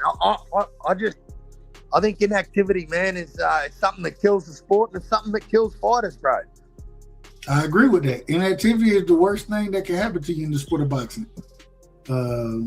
It's one thing to spar, you know what I'm saying? But sparring ain't nearly like it ain't being in the ring. You know what I mean? I love sparring stories, Dub. They're the best. Sparring stories is what kicks man, Carl, I hate sparring stories. I hate it. I think it's a joke, bro. I think they're a joke. Man, everybody got a sparring story. Well, all right, if you gonna tell the story, put the video out there. Put it out in its full. But that ain't what they're gonna do. They're gonna talk about whatever they want to talk about, which is fine. All I'm saying is the man gonna be getting hit with jabs, and then when he do find his way to the inside, man, Sebastian Fundora built his status from fighting smaller guys on the inside where he didn't need to. And we criticized him for that. We criticized him for fighting on the inside, even though he was fucking these niggas up. Brian Mendoza landed a big shot on, and shout out to Brian Mendoza. I ain't got no problem. That overhand right landed right on the chin, had Sebastian Fundora ordering fries on his damn back. That man was ordering fries at the time. But I think Sebastian Fundora has gotten better, and he's still, even now, what is Sebastian Fundora? Y'all correct me if I'm wrong. I think he like 27 to 28 right now. He's still a young fighter. And with the length, the range that he has, and then it goes back to what we talked about. Styles making fights. And so now, 28. Shout out to Rick Timms. Rick Timms said he's 28. Rick, pull up, man. You already know what it is. Shout out to the sunny side, man. I want to ask this. When we were talking about Styles making fights, in this situation, right, we have an individual who has a rangy style, and I don't even know if I would call Sebastian Fundora, I don't even know if I would call him a boxer puncher. I don't know exactly what I would call him because of the awkwardness of the way he fights and what he accepts. I'm not quite sure how I would classify Sebastian Fundora. I want to ask y'all how y'all would classify him, and then I think we will all classify Keith Thurman as a boxer puncher to some degree. In his earlier years, now I think he's just a good boxer. You know what I'm saying? He's an outboxer now. He ain't really no boxer puncher at this point in his career because of his age, those type of things. But how would y'all classify these two fighters? I like what you said with Keith Thurman. Not much of a puncher now. So he's a boxer right now, and Fundora is a boxer puncher, which makes for a good matchup. We got this long boxer puncher is then cracking, man. The kid is cracking. It's gonna be a bad night, man. I don't know how much I can give Keith Poo. I wish him the best, but he in trouble, man. He's in trouble. Real quick, Aircraft said something interesting. He said Fundora gonna operate in the mid range. He not gonna be swift on his feet from the outside. Man, his mid range, respectfully, his mid range is most folks' individual fighting that distance, you know what I'm saying, fighting that long range, and even then, you can't touch the man nearly the way he can touch you. His mid-range, that man can throw uppercuts from the inside at mid-range for you, and you're not even gonna, man. It is what it is. The man he a cheat code, bro. He the cheat code. You know what I'm saying? Don't he got like an 80-inch reach? Bro, he got a heavy he got a heavyweight inch reach or a heavyweight reach. You know what I'm saying? Fighting at 54, taller than everybody else. You know what I'm saying? And then, bro, I played ball. Man, at some point in time, you start to put a little weight on, bro. Like, you don't just sit there and be. He's small. Bro, He got 11-inch. He got 11-inch reach advantage over Keith, bro. 11-inch. Bro, like, you don't just sit there. Rick 10 just put it out there. The card said 11. Rick 10 said 88 versus 69. That add up in my personal opinion. And so you don't just sit there and fight a nigga. I mean, what you want me to do? This nigga ain't even supposed to be in the division. This nigga at that height, bro, ain't no way you supposed to be fighting at 54, bro. Ain't no way. But if you make the weight, you make the weight. And so it is what it is. Man, Keith Thurman finna get fucked up. He finna get fucked up in this fight. You know, I think you hit the nail right on the head, Dub, with that. You know, like his mid-range is most fighters' range. Like that's where they're going to keep someone at the end of their jab. That's Fundora's mid-range. Yeah, I think you hit the nail right on the head there, man. And I think Keith's going to be throwing punches at absolute nothing. I just don't think that he's going to be there, man. Hey, and this the other thing. If Fundora figure out how to take a half step back for Fundora is 3 steps for everybody else. So, and I'm exaggerating there, but we always talk about, man, if you want to be a great defensive fighter, that half step back is very important, right?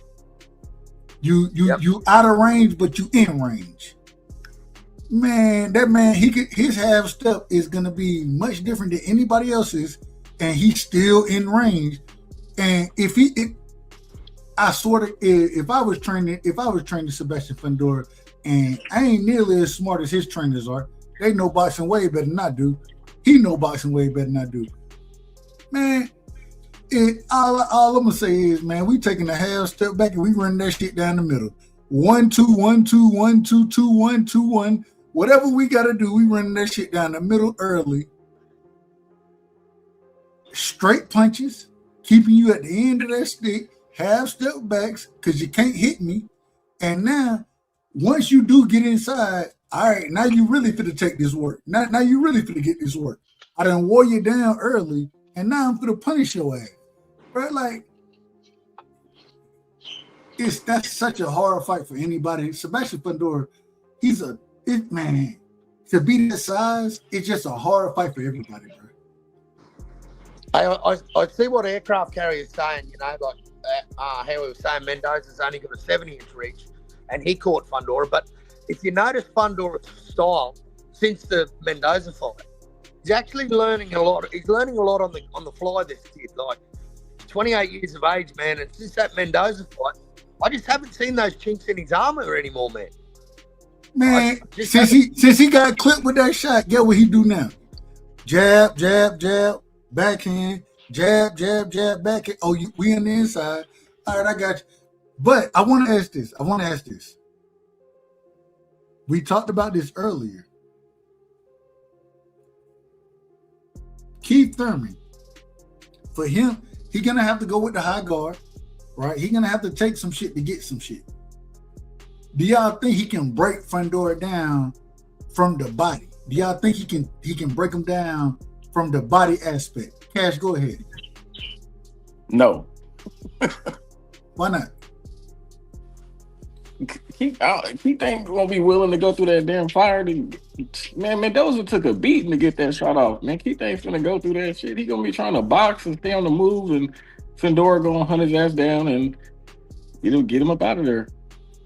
I don't see no body breakdown from Keith. And as soon as he get hit with a body shot, he gonna throw that shit out the window anyway. When have we ever seen Fandora get broken down to the body? When has that ever happened? We have never seen it. That's what I'm saying, man. And like, if you go back to the Mendoza fight, Mendoza was getting his ass kicked that whole fight until he caught him with that overhand left. He closed his eyes. The man closed his eyes. He closed his eyes and threw the punch, man. Respectfully. Yeah. Hey, it take that sometimes. Sometimes it take that. I just don't see Keith. I just don't see Keith at 37 being able to just hang in that pocket, man. Like, obviously, Fandora hits hard, man. Tim wouldn't get up off his stool. He got the no mercy. The same thing his father did. He got that. He didn't want to go on anymore. And that he arguably won that round, the round that he quit in. So I don't know what to tell people, man. Fandora hits hard. He's going to find out how hard he hits. OG Shelton, you there? I don't know. Hey, look, what's he doing? Is that a makeup mirror? What's he doing? Yeah, makeup? I was just about to ask that. I was like, I don't know. I think we're looking at a makeup mirror or something. I don't know. He's doing his makeup or something going on here, OG. What's going on? Hey, shout out to Uncle Shelton, man. Shout out to Uncle Shelton. We're not going to disrespect him. We're going to show him love. We don't want no smoke right here. Does anybody, real quick, does anybody on the panel have Keith Thurman winning the fight? Anybody? No, man. I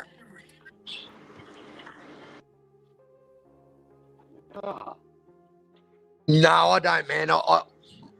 I just don't see a path to victory for him, man. I just think there's too many miles. Not too many miles, but it's just that inactivity, bro. I mean, when you're fighting Fandora, you got to be ready for a 12-round slugfest, mate. Because he'll take it there. If you want to fight in the pocket with him, I think that's the only way Keith wins. Is he's got to get in that pocket and take that punishment. I just don't think he can do it, man. I don't think he can do it. I know he's never been stopped, but I don't know, man. I don't see a path to victory. I think once upon a hairline. Man, you out of order. Hold on, man. You out of order. You out of order, man. You can't say once upon a hairline. That flip. That flip. Hey, hold on, man. My hairline. Hey, Carl came in on his kangaroo and let him hop, baby boy. Hold on. Look, me and Keith, we the same age. My hairline sliding back right now by itself. I don't know what's going on. My hairline slide. I already had when I was in elementary school, they told me I had a 5 head. So my hairline just continuously slide back. I said, good Lord, what's going on? I'm trying to put the berries and the juices in my hair to keep it there. But Lord, man. Hey, listen, Dub, I'm 48. I've let go. My hair's gone. It's gone. It's a distant memory. Okay? There's photos of me in my teens, in my 20s, where I had hair, but it's gone. It's just something I've had to let go of. I'm just saying, once upon a hairline, I think he's going to get that work. I'm taking once upon a hairline personally, man, because we just said me and Keith the same age, so I can see mine receding.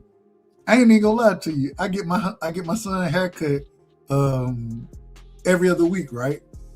Man, I used to get my haircut every other week. Man, I get a haircut once a month now because I be so worried. I be like, man, they keep cutting my hair. My shit finna fall off. I ain't even big.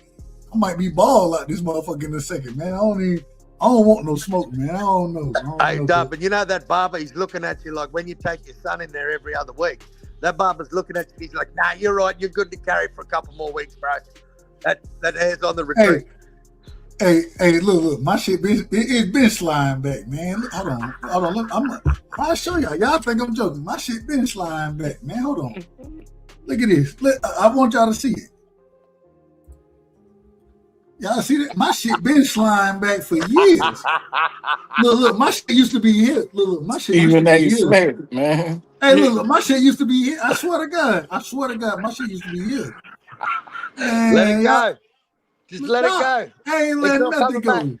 It's not making a comeback, Dub. Look. It's not making a comeback. It's gone. I got a mini fro right now, and I don't even know. Just because I be scared to get my hair cut. I be like, man, every time I get it cut, it seems like it did go further and further back. I don't know. Hey, You'd have to throw that thing forward over the front there. Hey, hold on. If y'all ever notice when y'all see me and I come online, what I be like? Y'all see I had a hat on, don't I? Keep that hat on, bro. Why? Because hey, my shit been sliding, man. My shit sliding. I said, good Lord. I got to keep Thurman. Well, keep his a tad bit worse than mine. It's a tad bit worse. But I don't want no smoke, man. Look, man, I don't want no smoke. I don't want no smoke. But Lord have mercy. All right, so who's the boxer? Who's the puncher, right?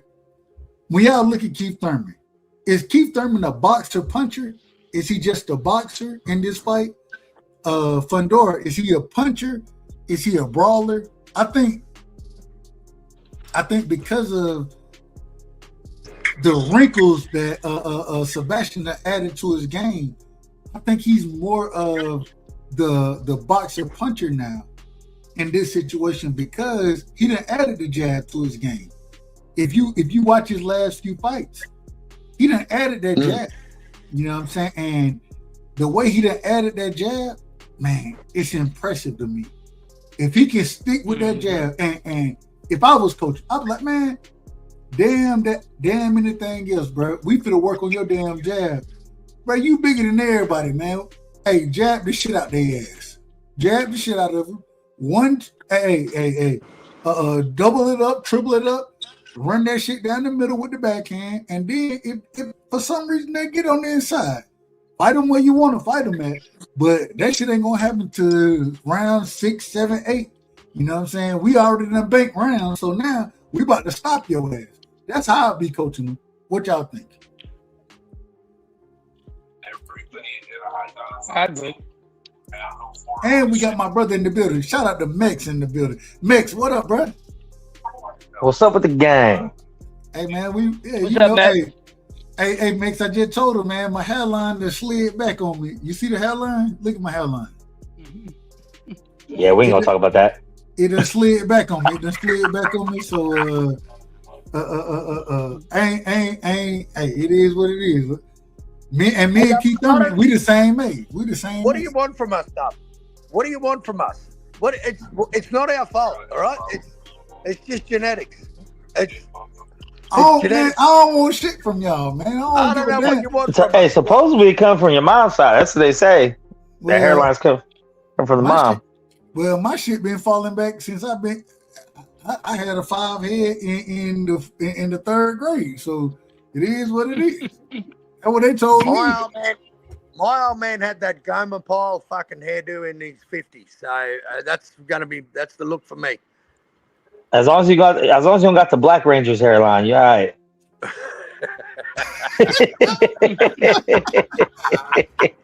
You out of order, man. You out of order. That Nintendo 64 outline, you know. Shout out to the 64, man. Shout out to the 64. One of the best game systems. Mitch, I gotta ask you. What's up? Keith Thurman versus Sebastian Fundora. How you see that fight playing out? Who you picking? I kind of want to see weigh-in. I kind of want to see weigh-in first before I make a decision. I'm rooting for Thurman though. On the low. Like I'm rooting for Thurman just to kind of shake it up. I'm rooting for. Hey, look, Thurman said he out here for the unks out here, and some type of way I became unk, and I don't even know how that happened. I'm still young in my mind, but I done became unk as well. So I'm rooting for Thurman, but he's gonna get fucked up in this fight.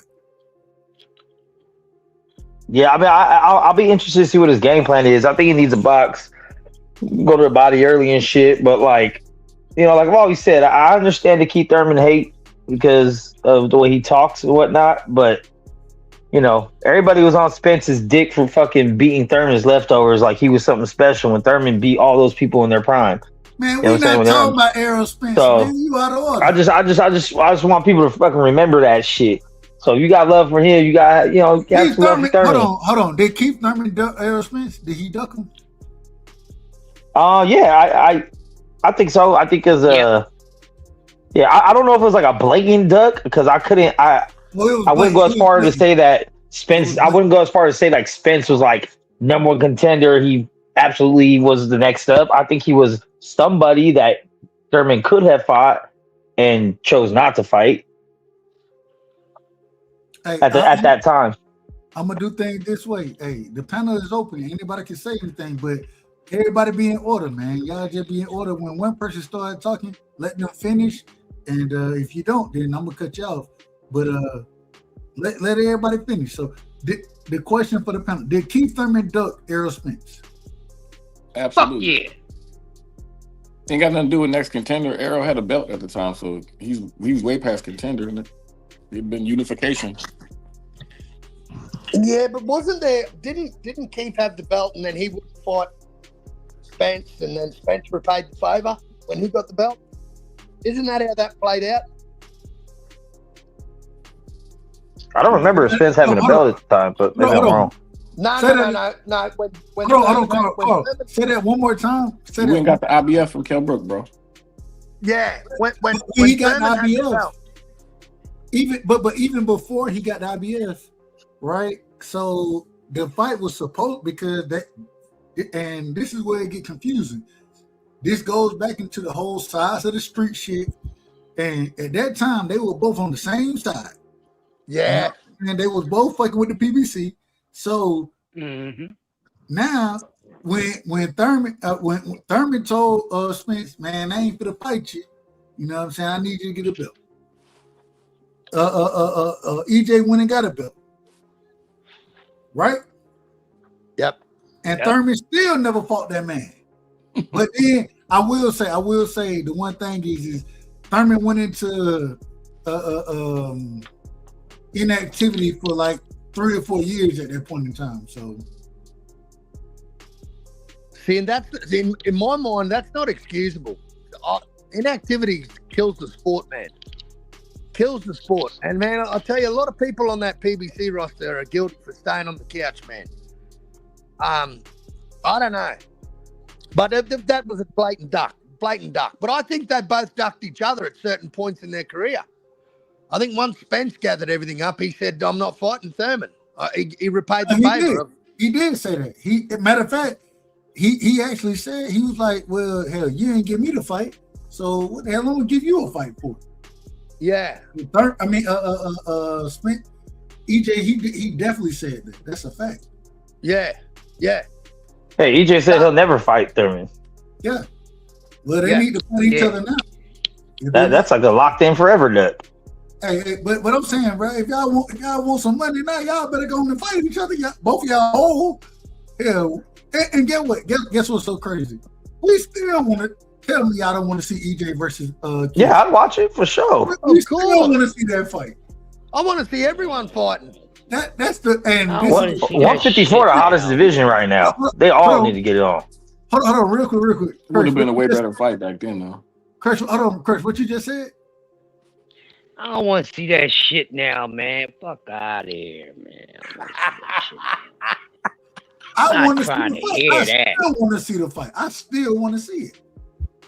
Okay, good for you, but I don't want to see that shit now, man.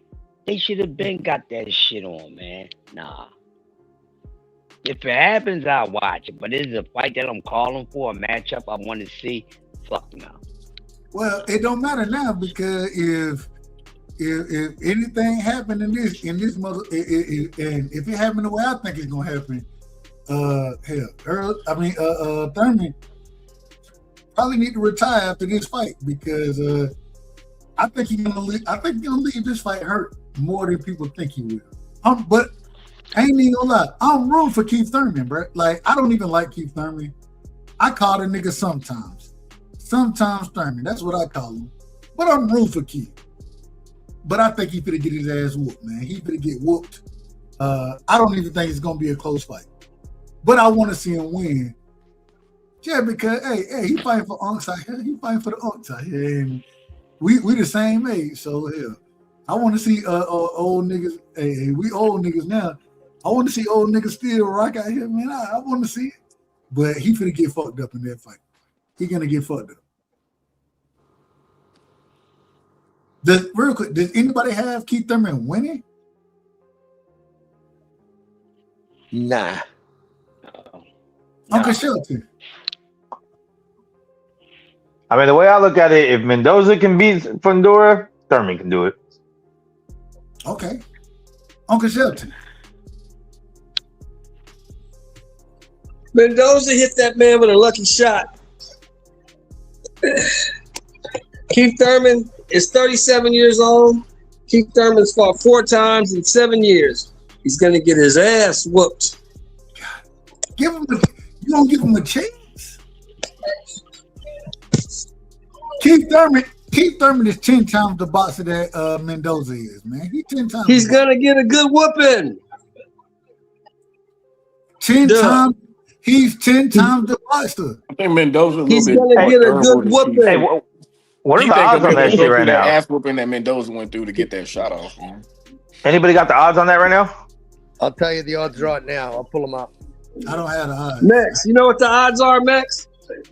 Slim to none. Slim might be enough to put a little 50 piece on. Hey, look, slim to none. The odds are slim and none. And Slim, hey, look, Slim just ran out the damn door, man. Yeah, Slim already gone. Ain't number none left. He gonna get his ass whooped, man. I don't know what y'all can hold on to nostalgia. Same like y'all still think Canelo is a good fighter. That motherfucker's old and he's done. And when he comes back in September, and Billy's gonna whoop his ass. He's not beating none of them dudes at the top of 68. He's old. He's done. Same with Thurman. This dude is old and he's done. Hold on, Canelo. What is Canelo? He 30, 33, 34? 35. He'll be 36 by the time he come back. Amazing. The man's had 70 fights. Leave him alone. 72. Carl, 72 fights. Leave him alone. 72. Leave him alone. Was he 65, 2-2, 67, 69 fights? Yeah, he got 69 fights and 1 draw. 70 fights. You're right. He got 75. Cash, real quick. Is there any chance? And like Unc said, I agree with him. Slim I'm with Unc. I'm with Unc. I don't see it. Shit. Damn. Man, if Keith pulls it off, you got to put him in the category of Muhammad Ali, John Jones, and Sugar Ray Leonard. They're the only people I've seen. They're the only people I've seen. Hold on. They're the only people I've seen come off extended layoff and come back and whoop ass. That's the only 2 people I've ever seen do that. You just said Muhammad Ali, bro. That's special. Muhammad Ali took 3.5 years off, came back and got his first 2 knockouts. John Jones took 3.5 years off, came back, knocked the nigga out in 91 seconds. And you gonna Sugar Ray Leonard took 3 years off, came back, beat motherfucking Marvin Harris. I got you. You got to put him in that category. If he can have 4 fights in 7 years and come beat a reigning champion, you got to put him in there. I don't see him doing it. I don't think there's no way he does it. So you saying we got to put him in there? If he wins this fight, he in the same. We're gonna speak Keith Thurman and Muhammad Ali in the same breath. That's what you're saying. Hell no. That shit sound crazy. If he does it, talking about achieving that. If he does it, you got to put him there on the achievement level, not as a fighter. But I don't see no way, no how he does it. George Foreman. George Foreman took 10 years off. You smoke crack, don't you? Look at me, boy. Don't you smoke crack? Man, you smoking crack saying some dumb shit like that. Hey, I don't see Thurman doing it. I'm telling you. But if he does it, damn. You can have 4 fights. It says one of 2 things. It says that Keith Thurman is great, or it says that boxing is in a shithole that it can't get out of. If you can have 4 fights in 7 years and come back and beat a reigning champion, then boxing is shit. And you put him in there's no way he should be able to do that. You put him in the same breath as Muhammad Ali if he beat Sebastian Fundora. As far as that accomplishment, yeah, he'd be one of the 4 people that did it. Who else done it? Name somebody else who did it. That's incredible. Well, it's true. hold on. I want to pass it around. With anybody else, and once again, the panel is open. Y'all just be in order, but would anybody else put Keith Thurman in the same breath as Muhammad Ali if he beat Sebastian Fundora in this situation? Would anybody else on the panel do it? You've got to. So, Carl, you're saying you're going to put Keith Thurman in the same breath with Muhammad Ali if he beat Sebastian Fundora? You've got it. No, I wouldn't say Muhammad Ali, but it's I didn't say Muhammad Ali. Uncle Shelton said Muhammad Ali. I didn't say him. He said.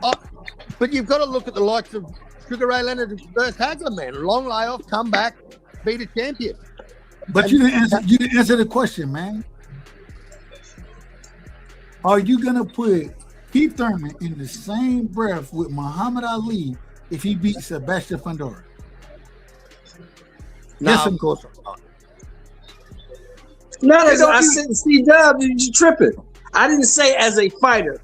I said because of the accomplishment. He'll be one of 4 guys who've done it. Nobody else have done that shit. Nobody. He's one of the 4 people on the face of this earth that done it. Nobody else has done it. You have to put him in the same breath as far as that accomplishment. It's just like with Bam scoring his 83. You can say it was bullshit. You can say whatever you want. But only Wilt Chamberlain with 100, Kobe Bryant with 81, this nigga with 83. As far as the accomplishment, you got to put him in there. Nobody's saying he's as good as Kobe. Nobody's saying he's as good as Wilt Chamberlain. But you got to put him in there. No, I don't.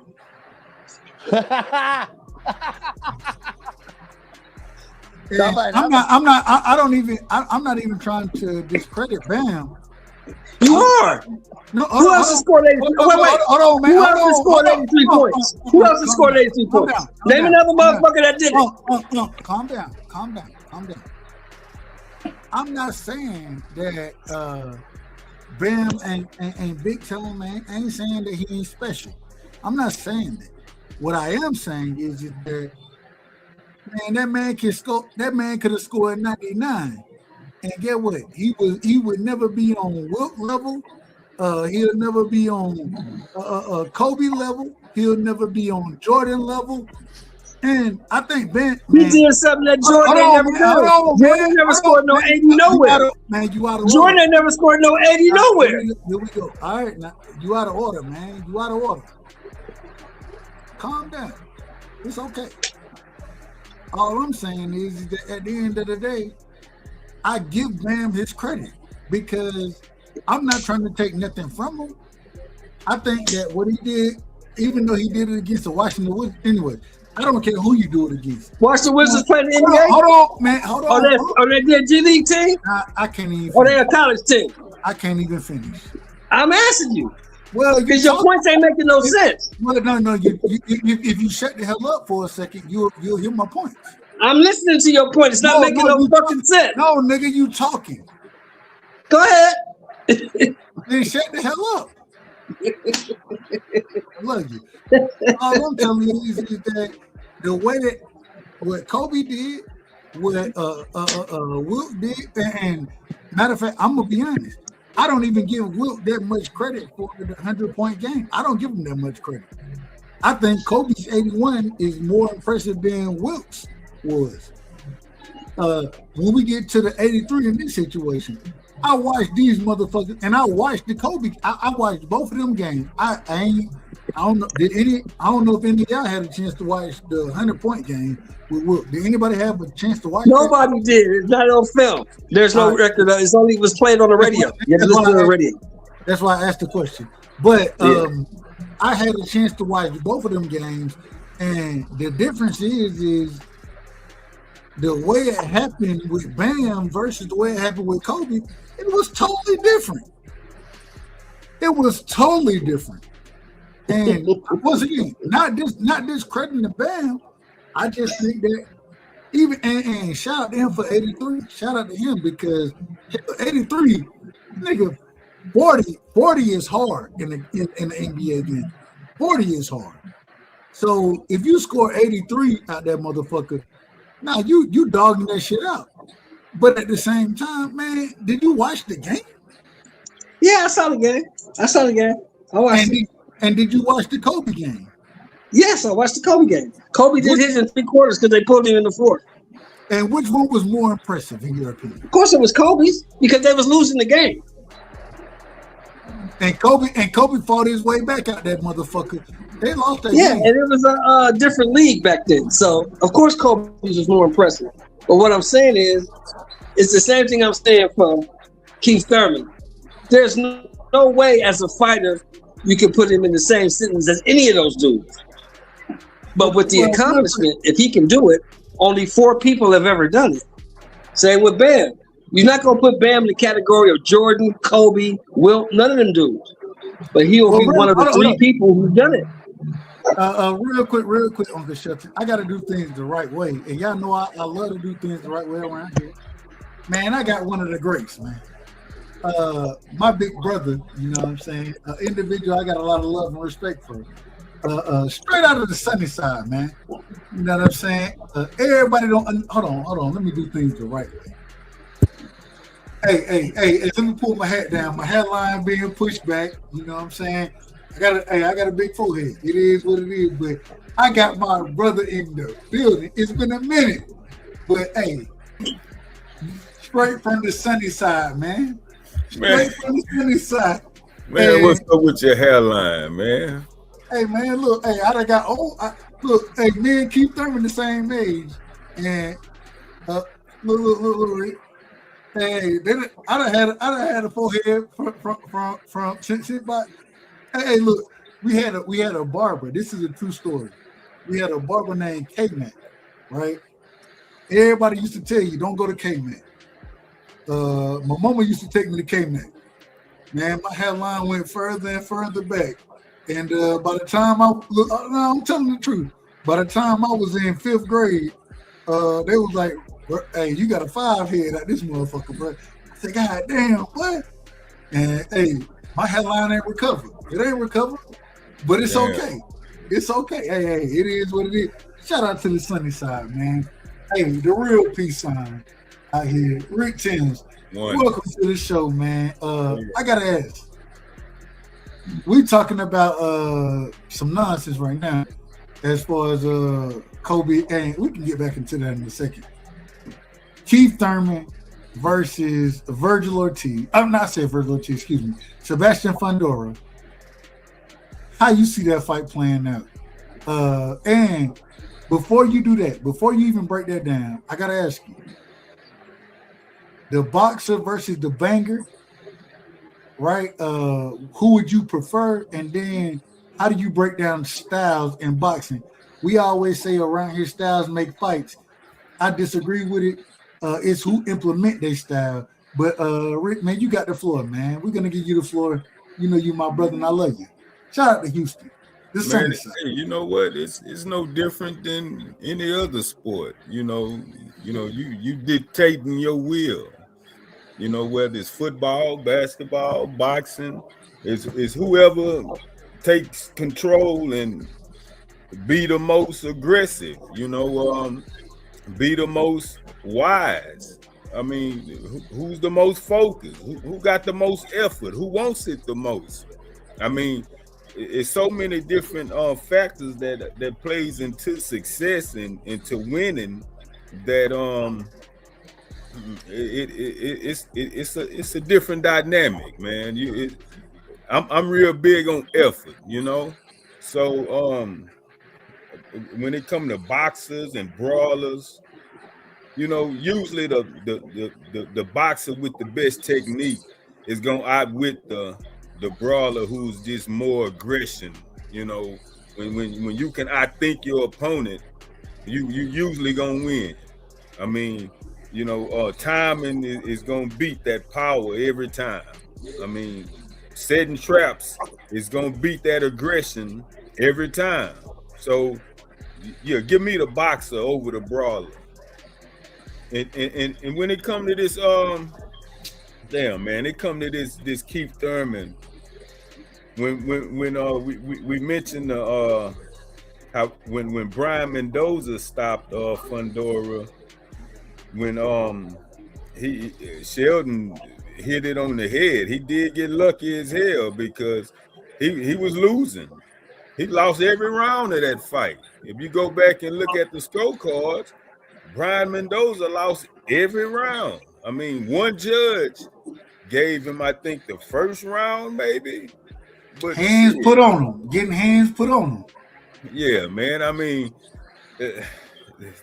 Thurman is not going to be able to endure that type of punishment and go through that type of fire, you know, whether. But look, man, it's like I'm big on experience, but I'm also big on activity. You know, Thurman turned amateur back in '97. Hell, and that's when Fundora was born in '97. You know, I mean, he been fighting long as this boy been before the boy was walking. Yeah. But that inactivity, that one fight since 2019 is my issue with Thurman, man. You know, when he lost to Pacquiao in 19, came back and beat Barrios in 22. He just beat the Jarvis guy last year in 25, and now he's back with a title shot. With only 2 fights since 2019, and that just spells disaster against this young 28-year-old. Hell, Fundora just made 28, I think, in December. He's been active, you know. I mean, 6'6", 80-inch reach. And since that loss to Mendoza, he been utilizing the hell out of that length now. I mean, he not smothering his punches like he used to. He not unnecessarily putting himself in harm's way. He fighting more smarter, and he still got that aggressive, you know, aspect to him. He still got that nasty little mean streak. I mean, he don't look like it. He be looking proper as hell with glasses on in press conference. But that little lanky motherfucker got a nice little mean streak to him. At the end of the day, man, I love Keith's his experience, his talent, you know, his feet.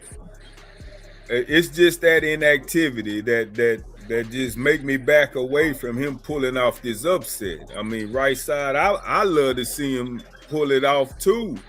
You know, I mean, he does only have 1 loss. So my question, will Keith Thurman be Sebastian Fundora, this 37-year-old Keith Thurman? Will this be Sebastian Fundora's toughest opponent? That's a good question. No. Go ahead, Chris. No. Who's better that he faced? I think his toughest fight was the Lubin fight. You said Lubin? That's the toughest fight he been in. Don't forget he got dropped in that fight, and that was a dog fight. But he broke Lubin's face. That was a dog. But Lubin dropped him, and Lubin was beating on him, and Lubin was winning that fight until they stopped him. Man, did you see? Man, I saw his face. I saw that. Can Keith Thurman beat everybody on Fundora's resume? The Keith Thurman we got now? Nope. No. I disagree. I would pick Keith Thurman to beat Lubin. I would pick him to beat Brian Mendoza. I pick him to beat Tim Tszyu. I would pick Lubin. I mean, I would pick Thurman over all them guys. And you would lose your money. I wouldn't pick him to beat all them guys. All right. Man, it's just that inactivity is problematic to me, man. Just jumping back in that ring against this caliber of a champion. I mean, champion or not, I mean, this specimen is so unordinary. I mean, you don't get 6'6" guys at 154 and How Rick Tim, how tall are you? 6'1". No disrespect to you. When the last time you weighed 154? Probably 10th grade. Thank you. I'm 6'6", right? Well, 6'5", really 6'5". You weigh 400? You said I weigh 400 pounds? Oh, nah, hey, the last time I weighed 154 pounds, nigga, when I was 6'3" in high school, nigga, I weighed 210 at 6'3". What is your point, bro? I don't understand your point. What is your point? Man, it to be that size and to weigh that little with the punching power and the length that he has, it's a bad style matchup for everybody. It's a horrible style. I agree with that. That's too bad. Hey, he make the weight. Fight him. Hey, if you make the weight, you make the weight. Well, he said, well, you got to remember, Keith Thurman did say that Al Heyman owes him a favor. I guess this is the favor. This is the wrong. I don't need a friend like Al Heyman if this is the favor he's gonna give me. I don't need a friend like that nigga, bro. I don't need that type of friend to give me this favor right here. Hey man, so there's no way y'all feel Keith Thurman can show this young buck something he never seen before. This Keith Thurman, no. Not this Thurman. The Thurman that was fighting in 2017, 2018, maybe. But the Thurman we got now, that didn't have 3 fights in 7 years, no.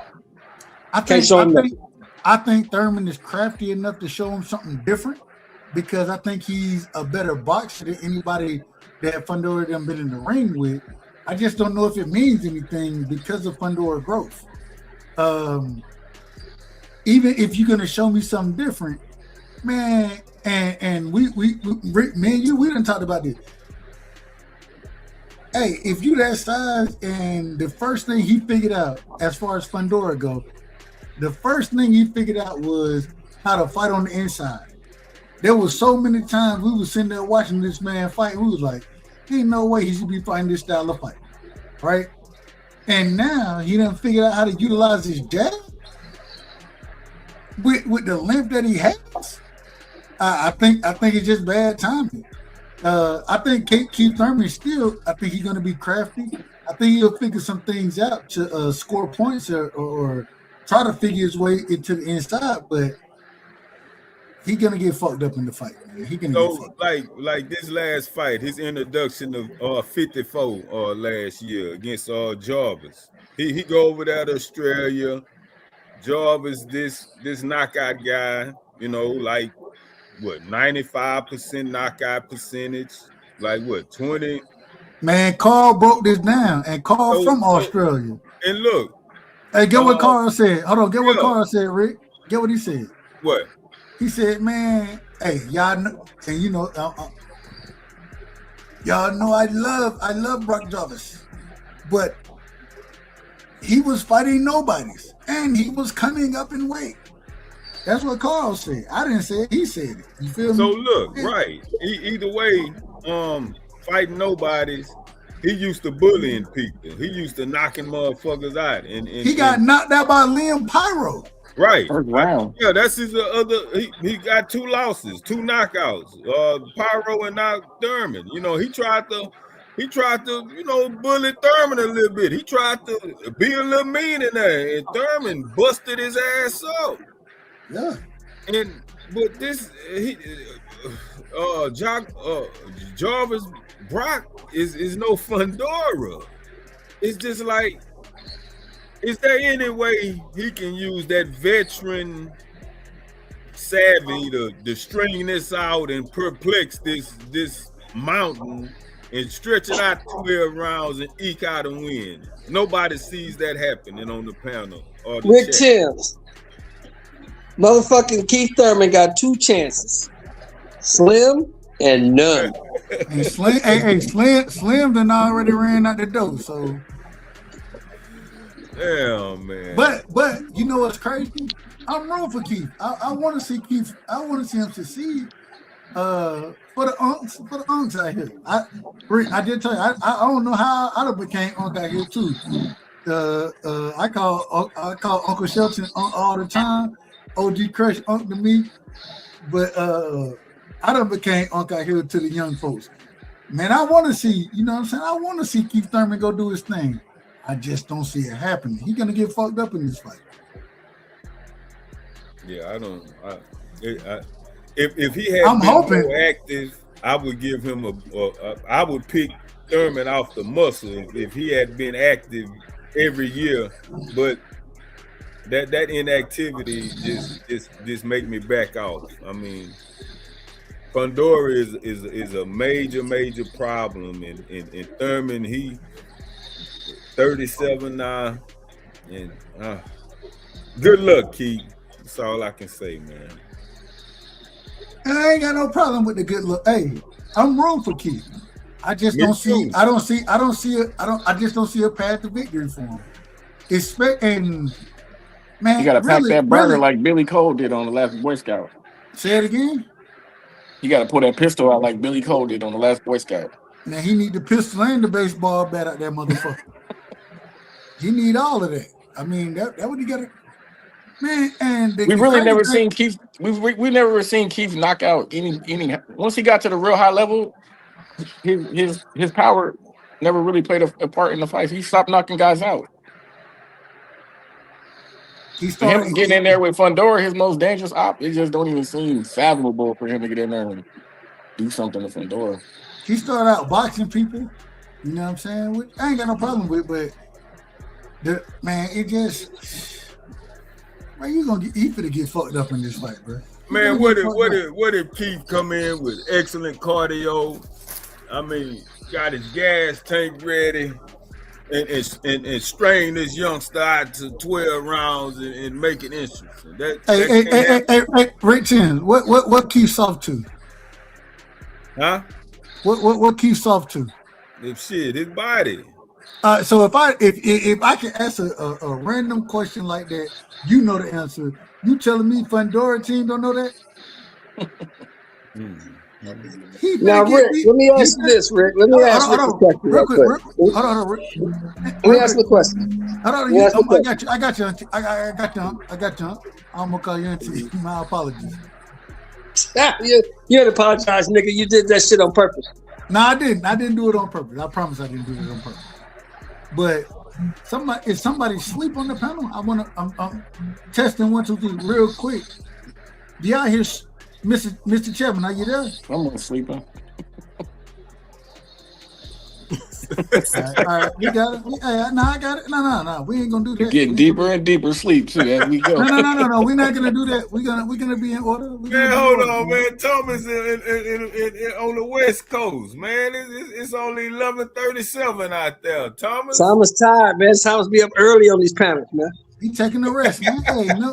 He got his foot up in the air too. No. And we're not gonna disrespect him. Hey, you know he just had surgery.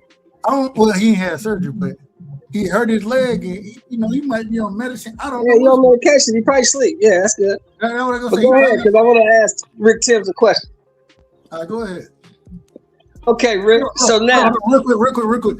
OG, you still in the building? Crash, the legend. You still in the building?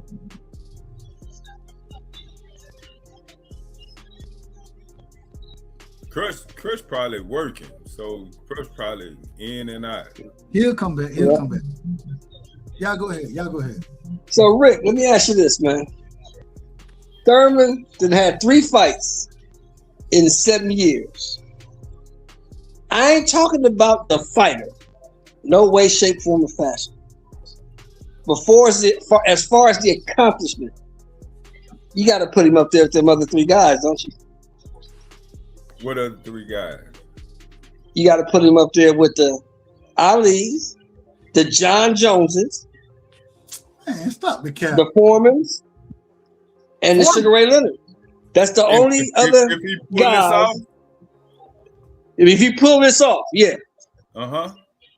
The accomplishment, not the fighter. He's not near the fighter of any of those dudes. But he's up there with them as far as the accomplishment. Right. Huh? I mean, accolade wise, that's Sugar Ray Hagler-ish. Right. No doubt.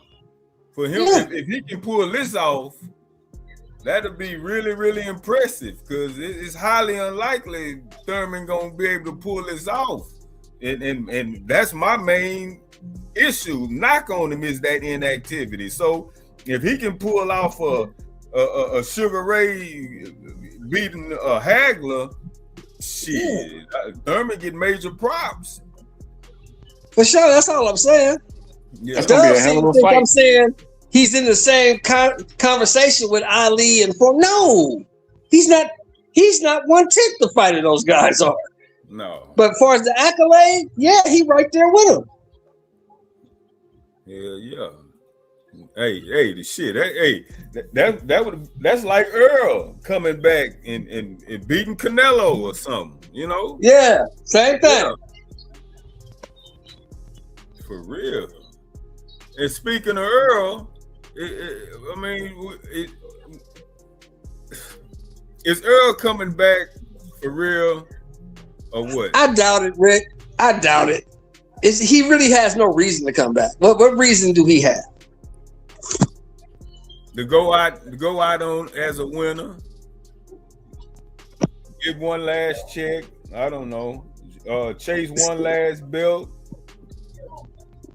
I mean, who would you want to see? If you from Texas, I know y'all love Bud. I know y'all millions of dollars. I love Bud. But man, come on now. I mean, this man lost, and if he does come back, I ain't got no problem with him coming back. But and I ain't even gonna lie to you. I don't know who would y'all want to see Earl Spence fight if he does come back. I don't want to ask Rick the same thing. Who you want to see him fight? I don't want to see him come back. Shit, Earl said he don't take tune-ups. He's still stubborn. He say Tim Tszyu. I think he'll fuck Tim Tszyu up. Man, I think that's a good comeback fight for him. He might lose that fight though. Hey, that ain't no gimme. Hey, man, Tim Tszyu been active. I'm really big on activity, man. Dog. That's like you being on the varsity level. You didn't play a season of varsity, and you get an injury the last game, and they put you on JV the next year. When your injury up, you go about 5-6 games on JV, and you just run over JV, and then you back on varsity and you think you just finna run over everybody like you was at first. It don't work that way, man. I don't know, man. You got some special people that can pull these type of feats off, and inactivity is a big hurdle when it comes to having to be able to have balance and timing and defense and reflex. I mean, all that shit erodes. Especially at the top level. Hell yeah, especially facing that top level. Exactly. I mean, you can go back and look at history, Dub. Ali ran through Jerry Quarry. Went 15 hard rounds, but he knocked out Oscar Bonavena. When he got to the top level, Joe Frazier, that shit was different. Man. He struggled. But this is the thing, though. And I can't compare Ali to anybody. Ali had a different journey. You know what I'm saying? All I'm saying is at this kind of moment in time, I ain't even gonna lie to you. I don't want to see EJ back. I do. I don't. Why? Why? If you lose another fight, I just want to see another good fight. Shit. Okay. Well, the problem is that it doesn't matter what EJ. Crying for none of these niggas. It doesn't matter what EJ do. It don't matter what he do. EJ, his legacy now, because regardless of who he come back and fight, I mean, he ain't finna get. It ain't like he finna fight Virgil or Boots or who he gonna fight. Who y'all want to see him fight at 54? If you go out there and smoke Z, ain't no telling. He might fight any of them. Let him come back. If he can beat step by Zoo, step. right? If he can beat Zoo, hey man, if he look like someone Impressive, in impressive fashion.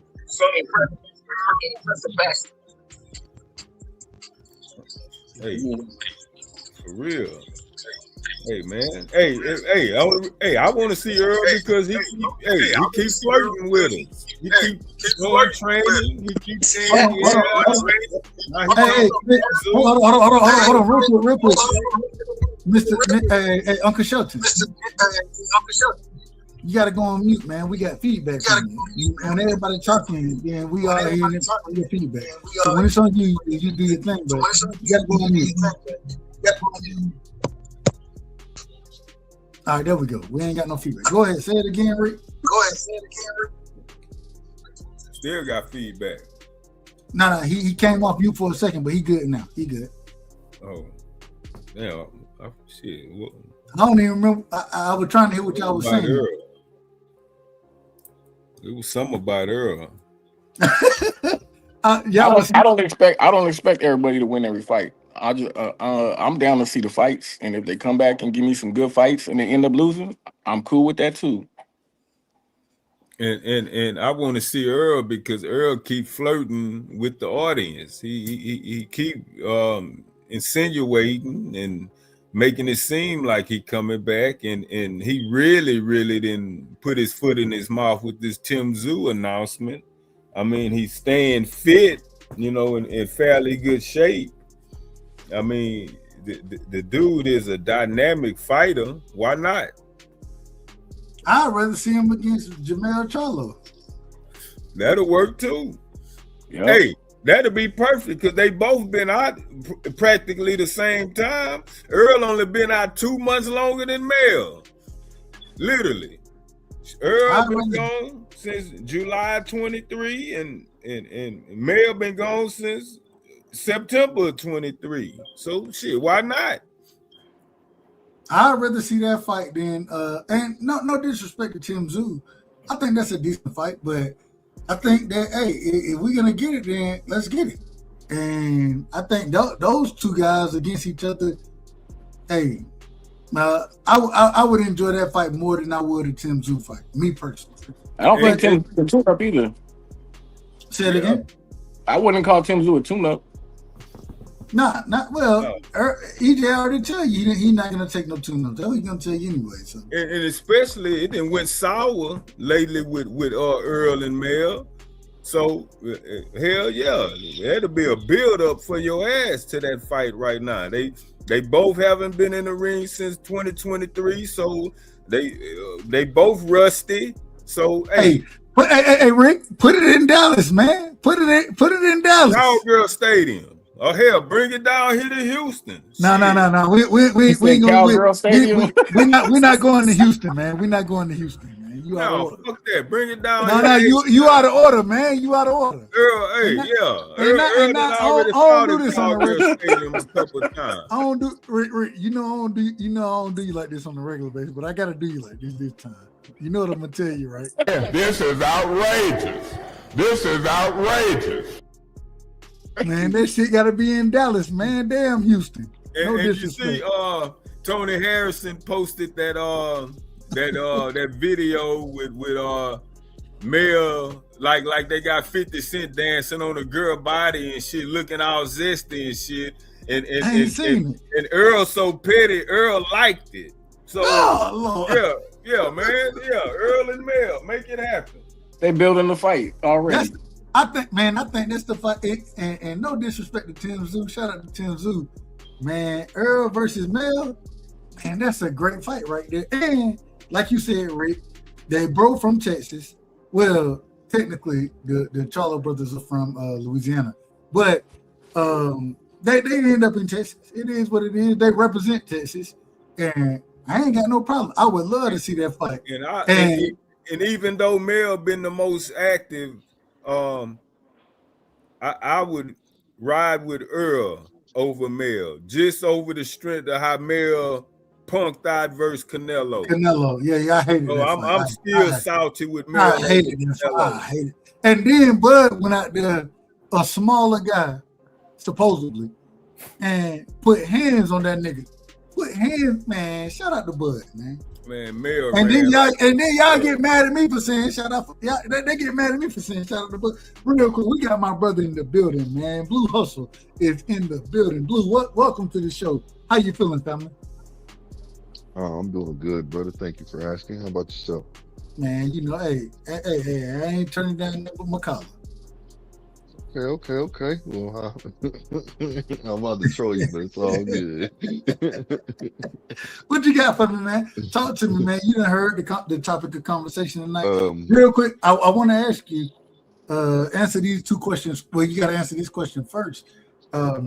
Keith Thurman versus Sebastian Fundora. How do you break that fight down? Who are you picking to win? That's the fight we have coming this weekend, and then you can take it wherever you want to. Feel free. I don't really have a dog in the fight when it comes to those two fighters. But we didn't ask you had a dog in the fight. We asked how you break the fight down. But if you allow me to finish, I can tell you stuff. But you know I'm out of order anyway, so. Okay, it's all good. It's all good, my friend. It happens. It happens. You my brother. I love you. Okay. Go ahead. But I got it like this. Fundora, he should win the fight, but with Keith Thurman's experience, I think that's like he has a 1 over him. So I think that Fundora, he switched up his game. He's fighting inside because, I guess people are trying to say now that he has bad eyes, which was smart. You know what I'm saying? If you got bad eyes, that's why you're concentrating on the inside game. But I will say this though, with him having surgery and his last couple of fights, he has improved on using, his stick. So his jab. So I think that it could be a good fight, but I also think that Thurman could be, because he knows how to move around the ring. I think that Thurman can he could pull an upset. You see what I'm saying? Because if he just uses 1-2 and he's talking about he wants to hit him in the jaw, but I don't think he should do that. He should be going down to that body, keeping him honest first. You know what I'm saying? And use lateral movement like he likes to do when it comes to certain situations. Thing about it is he has to worry about being in that mid-range and mid-range and outer, in the outer range, which I do think that he should have some issues with. Now unless he's been working on that in the gym to be able to get in and get around his jab, maybe with a little bit of head movement. I mean, I don't know. He could do a lot of stuff. He could do some things, but I think if he just uses lateral movement and he works around the ring and just makes Fundora miss, he could pull off the win. I see him getting the decision. He's talking about getting a knockout, which he could do. He could do. I don't see that happening, but like I said, I got Fundora winning the fight. I would not be as surprised at all if Keith Thurman pulled it off, because the simple fact is, like I said, he has experience and he does know how to move in the ring and he knows how to win. He has taken a loss. It was only to Pac-Man. And I think that the only reason why he took that loss to Pac-Man, I think he underestimated him in certain areas.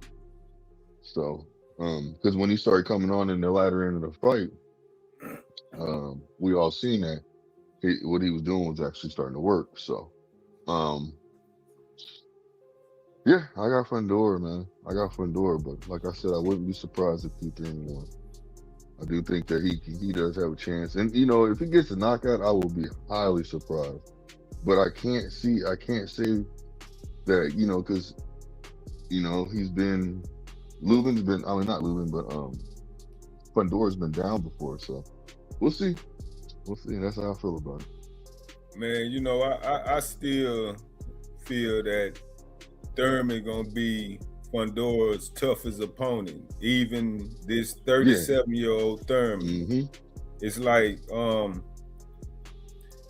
the experience, bro. Rick, the experience is the only inkling of a chance Thurman has to, to string this out and make this young buck think. But that inactivity and Fundora's activity and output, I mean, can overwhelm Thurman down the stretch, because he's gonna have to use his feet. I mean, out the gate. And when I think about that Mendoza fight against Fundora, man, Mendoza ain't been the same since. He lost to Zoo right after that. Then he lost to Boachuk. Shit, he just pulled some Mexican. Ain't fought in 4 years. His last fight, some guy that was like 12 and 10. He had to get him a light touch since this Fundora war he went through. So, man, that inactivity is just so concerning to me, man. And I like, damn, I can envision Keith, playing chess while Fundora is playing checkers, but just that lingering threat that's gonna be there that whole 12 rounds. It's just tough for me to pick Keith to pull this upset off, man. How do you? And I want to ask Blue. I want to ask you a question. You're picking Fundora, right? Yeah. But you think Keith Thurman may have some type of chance there, correct? Most definitely, I do. Yes, most definitely, I do. If you had to break down, because and if this was 3 years or 2 years ago or something like that, I may look at the fight a little differently. But I've watched Fundora start to utilize his jab, right? Start to utilize that double jab right hand. You know what I'm saying? I done watched him, and then even before that, we watched him accept inside fights when I was like, bro, why the hell are you accepting the inside fight right now? But he throw uppercuts in that damn inside fight that'll fuck people up. It fuck folks up. That's why I said. That's why I said Keith Thurman's gonna have to watch for that. Watch out for the mid range and the outer range. It ain't no damn. Hold on, man. It ain't. See, Andy. It ain't no damn mid range to watch out for, because Keith Thurman mid-range. Nigga, what you mean? Hold on, listen. Keith Thurman mid-range is Sebastian Fundora inside range. Some type of way, the uppercuts that he throws on the inside or mid-range for you, they all on the inside for him. It's all on the inside for him. Man, mid-range. Hey, mid-range is disaster for Keith in this fight. That's the worst place to be. That's the wrong word. That's the worst place to be. In this whole fight, mid-range is impossible for him to win mid-range. There is no such thing as mid-range in this fight for Keith Thurman. It's no such thing. Well, that's what I've been saying. That's what I said, the mid-range. I said the mid-range. You gotta articulate a little better. Go ahead. So, I mean, I thought I said that. I didn't know how you didn't hear, but okay. But, hey, look, I'm blind in one eye, and I got a big forehead. So who knows what I heard? Who knows? Say it one more time. Hey, say it one more time so we get. And you're slightly retarded. Hey, halfway. No, I just like I said, man. I see Keith Thurman, man, using lateral movement and moving around the ring, going to the body, and like I said, he's gonna. Hold on, wait. When you say going to the body, how he gonna get to the body? He gonna have to listen. It's right there. Go to his body's there, bro. He's gonna be able to hit him in the body, but he's gonna have to be tricky. He can't just sit there. Once he admire, he's gonna have to. He can't admire his work. The man trying to get to the body. Keith Thurman trying to get to Sebastian Fundora body means one or two things.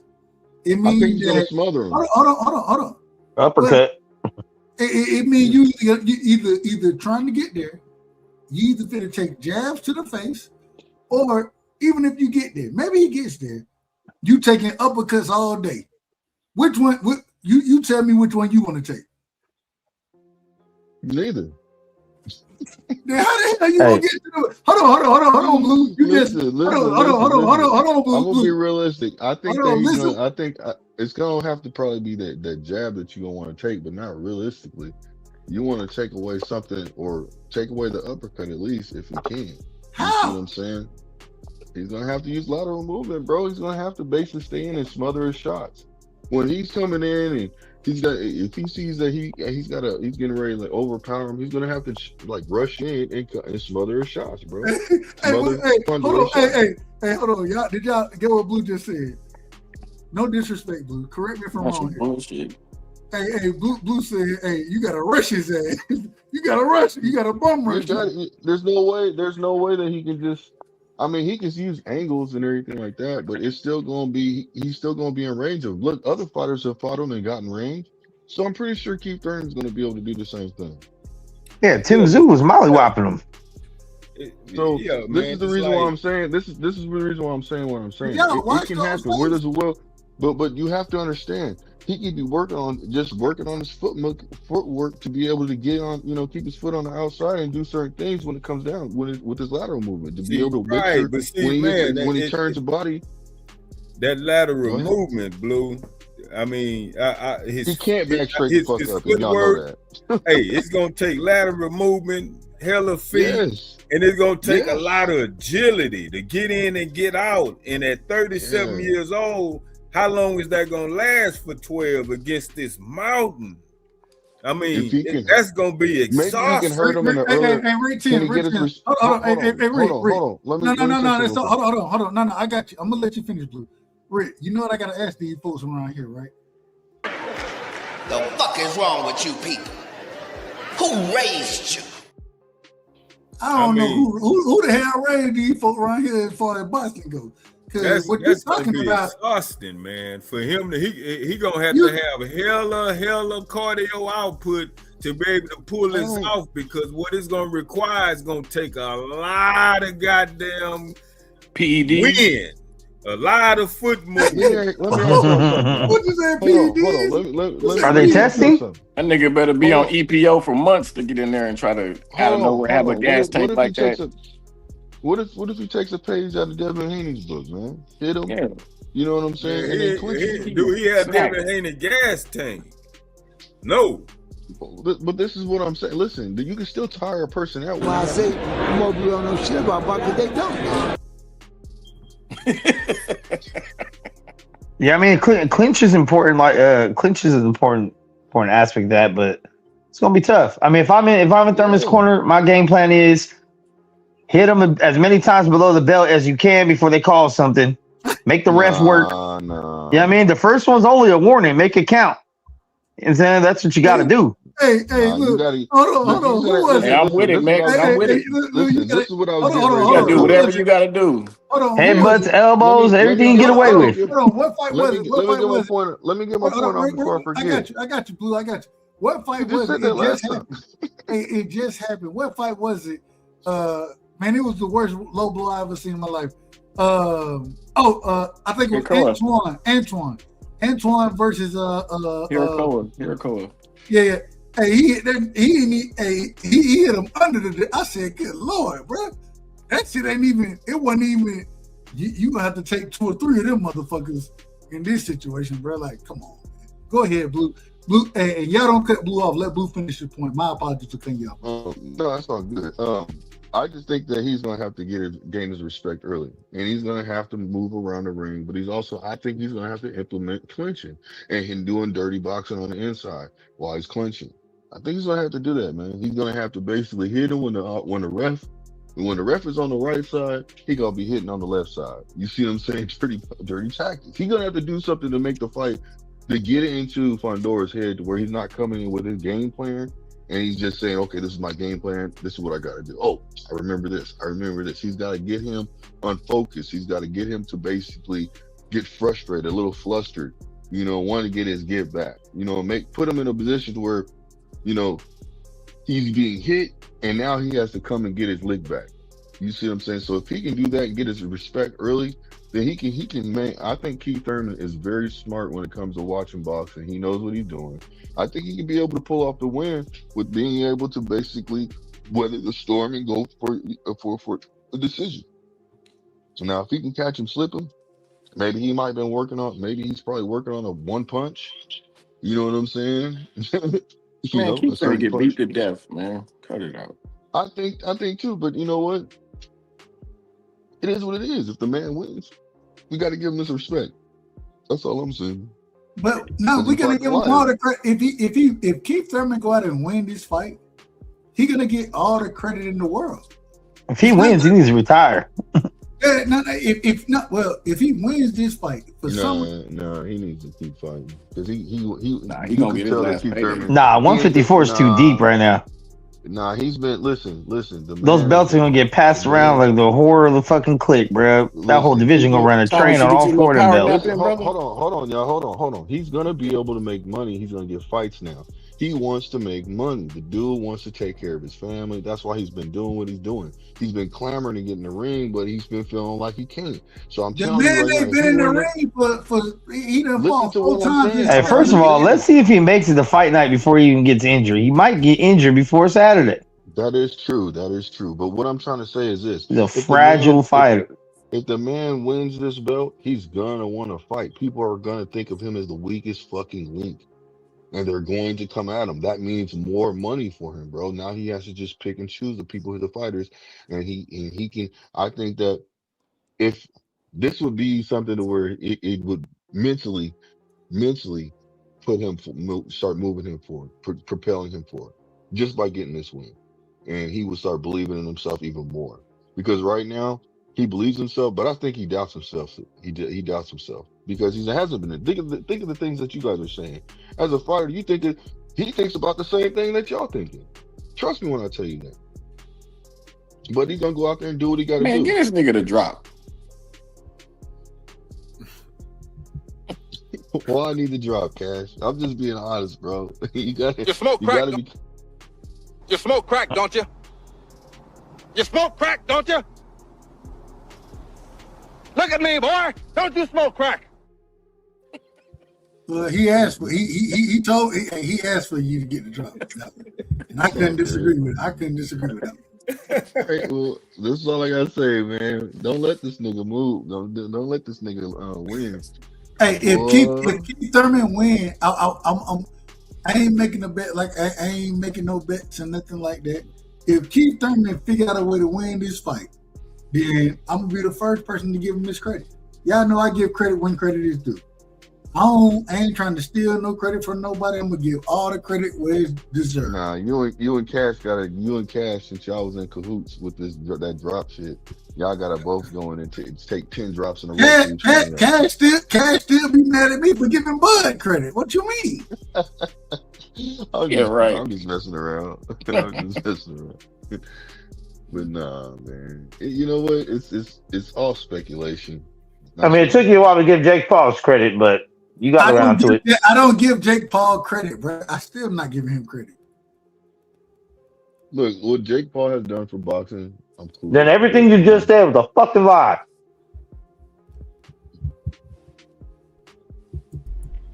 The fucking nobody? The fucking nobody? That fucking nobody is John Wick. That's what you want? That's what you want right there, right, Max? I just want you to give that boy his props, dog. You ain't never seen a phenomenon like that in boxing in your life. Never ever. What do you give him credit for? The fuck is wrong with you people? Who raised you?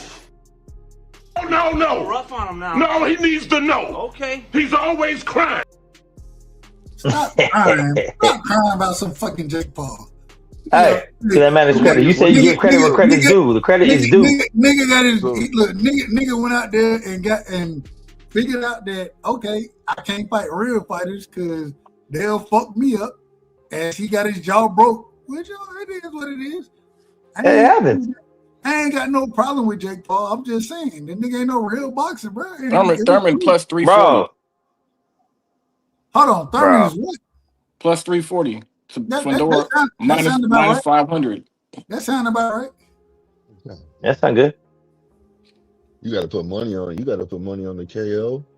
You got to put money on the unanimous decision when it comes to. The KO is probably crazy. Thurman KO is probably like plus 1,000. You got to put money on Thurman anyways for yeah. the UD for the win, to go the distance, and for a KO.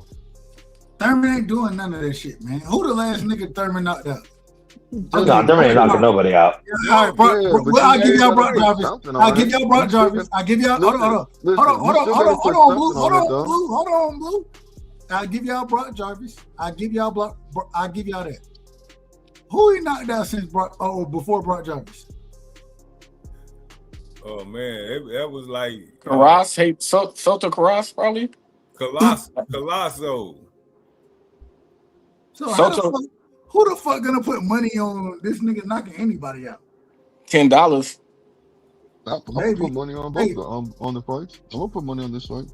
You ain't putting no big. You ain't putting real. Hey, $10. Like Cash said, $10. That ain't money. Even if you put $100 on it, I wouldn't recommend you to do that. But that's fine. Hey, do your thing. Hey, $10 will get you some money back though. If that happens. What are you talking about? If those odds are what they are, and then picking a knockout during the round two, like, man, come on, man. Who is his last knockout? Was it Colosso? Yeah, that before Jarvis, yeah.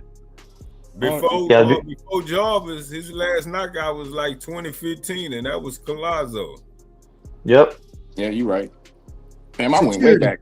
Soto Carras was way before that. Hey, that's 11 years ago. That's 11. He ain't knocking his shit out, man. The top level. He's not knocking that out. Yeah, what are we talking about?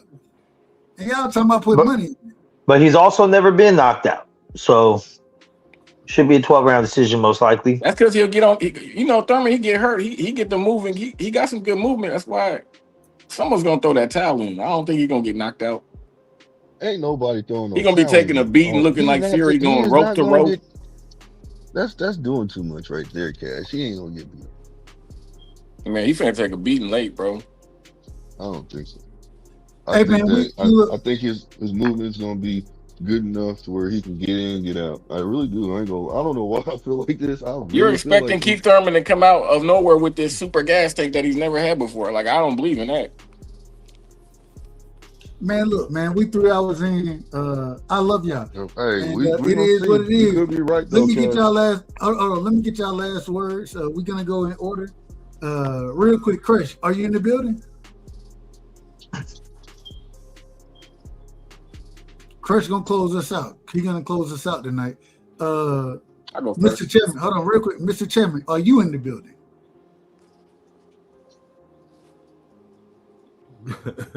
All right, hey, y'all seen? Hey, I tried my best. All right, here we go. Let's pass things around. We're going Mex, we're going Hustle, we're going Cash, we're going Rick, and then I'll finish this thing off accordingly. Mex, give me your last words, brother. Yeah, I think it should be a decent fight. I still think it's we just excited because we're getting crumbs. I think this is actually not that good of a fight, and we should be pushing for more. we need the best fight, the best. Thurman does not deserve a title shot at all. But 154 is the best division in boxing probably right now as far as competition. I don't think none of them are A+ fighters in that division at all, but they're all like solid They just don't fight each other.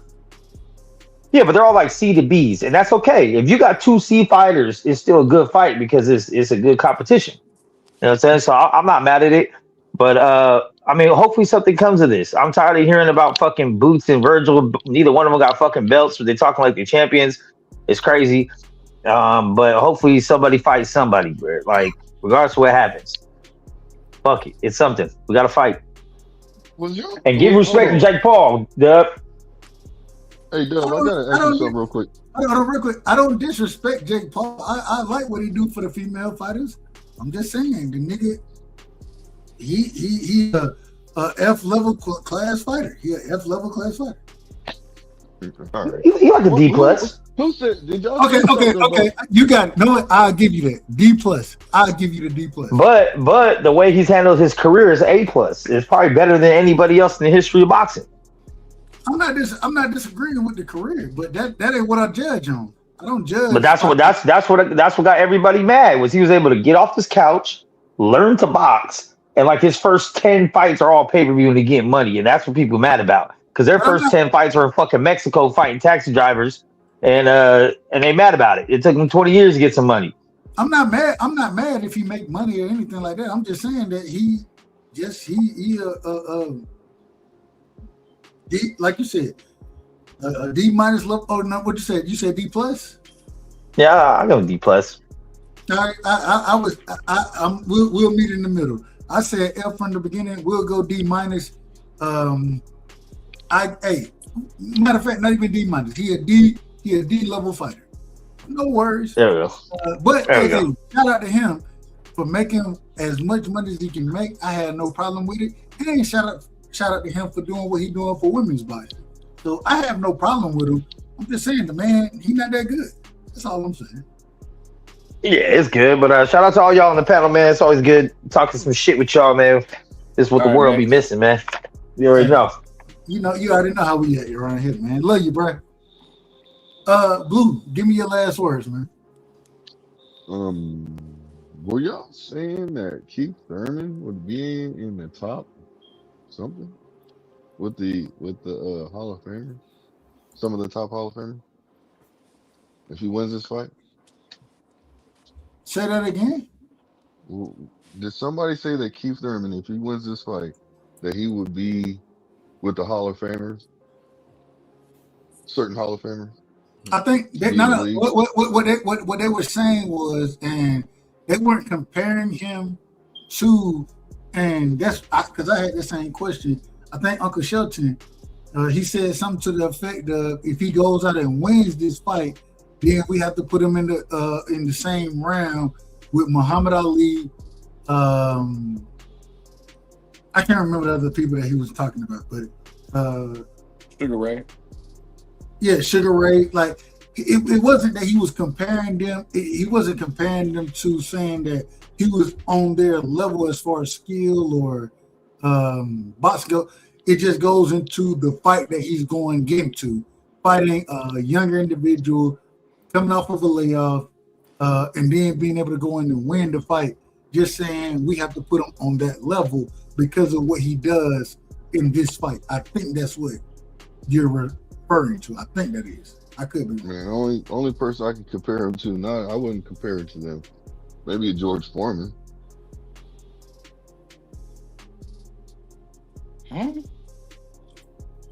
George Foreman, he came back, won the title late in his career. After he retired, got off the couch. But Keith Thurman never retired. Keith Thurman never retired. Man, you might as well say that nigga retired. Shit, you take a hiatus for 3 years, man. You retired. You took a little vacation. But but see, this is why they saying, because when Muhammad Ali, when he kind of got banned or whatever, that was a 3-year layoff for him, right? Oh yeah, that is true. And so that's what they're comparing. Okay, no, I got you. I see what you're saying on that. But I was just thinking, like in general, I was like, not like that. But if you say something similar to where he got an accomplishment like them, then I can understand. But no. They weren't talking about the actual accomplishments or the fighter. And I asked directly about it. He was just saying that because of the layoff and the way that things kind of play out, if he comes back and wins this, then we have to put him in the same category as we would these other guys. That's what Uncle Shelton was saying.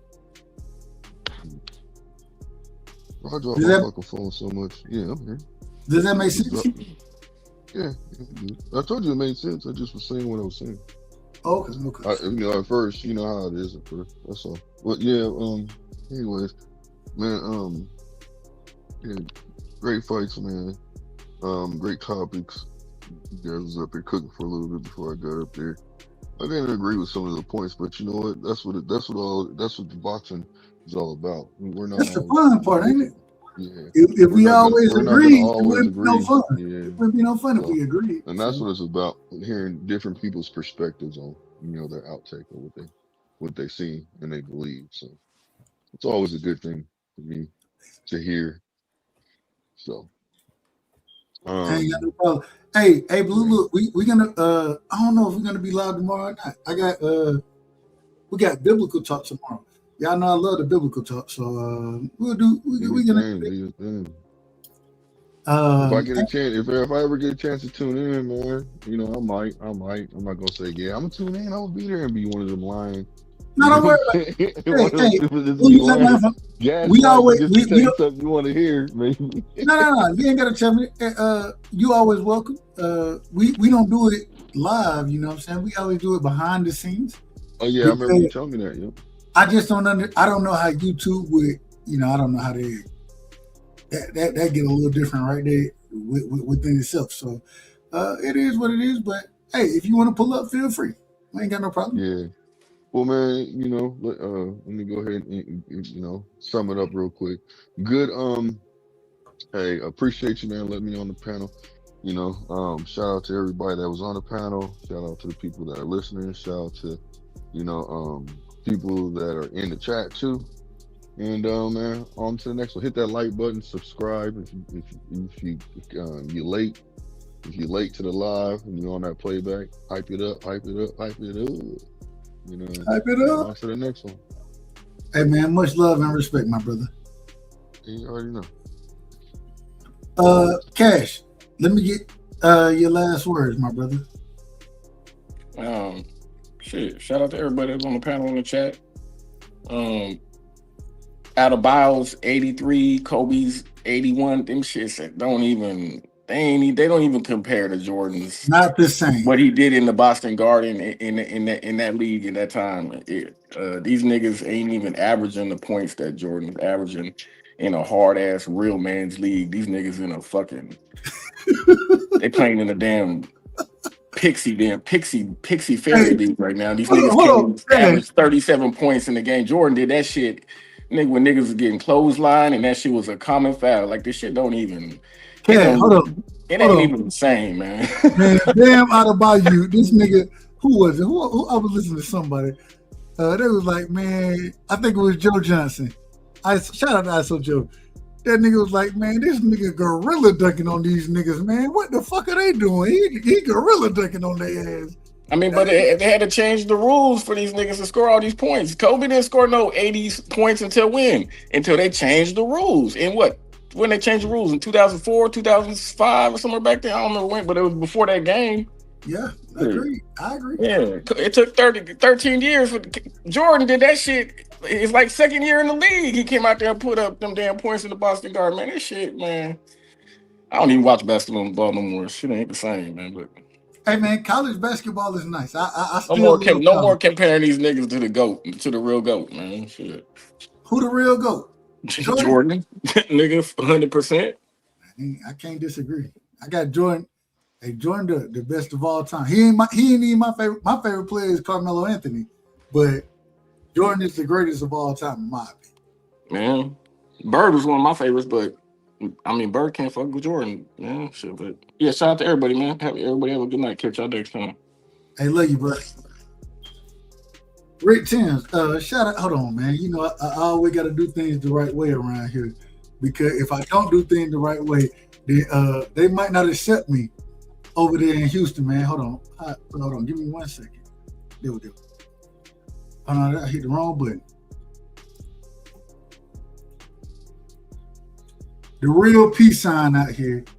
If anybody knows, my brother, hey, straight from the sunny side, taught me the real peace sign. He said, hey, this the real peace sign out here. Shout out to the sunny side, my brother. What you got going? Talk to me, man. Hey, man.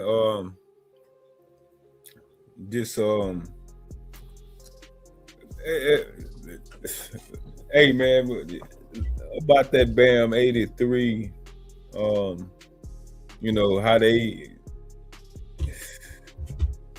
Man, the man was shooting it. He was shooting on triple teams out there for no reason, and his teammates are wide open, trying to throw him the damn ball. And I'm like, bro. And then his teammates were filing to stop the clock. To stop the I'm like, come on, man. Yeah, I mean, salute the Bam, but hey, man, it ain't real. It ain't real. Hey, he got it how he got it, man. Hey, but look, man, Keith Thurman is like Keith haven't been a WBC champion since 2017. He haven't been a WBA champion since 2019 when he lost to Pacquiao. So he ducked all the real smoke. He ducked all the real smoke. He ducked Bud.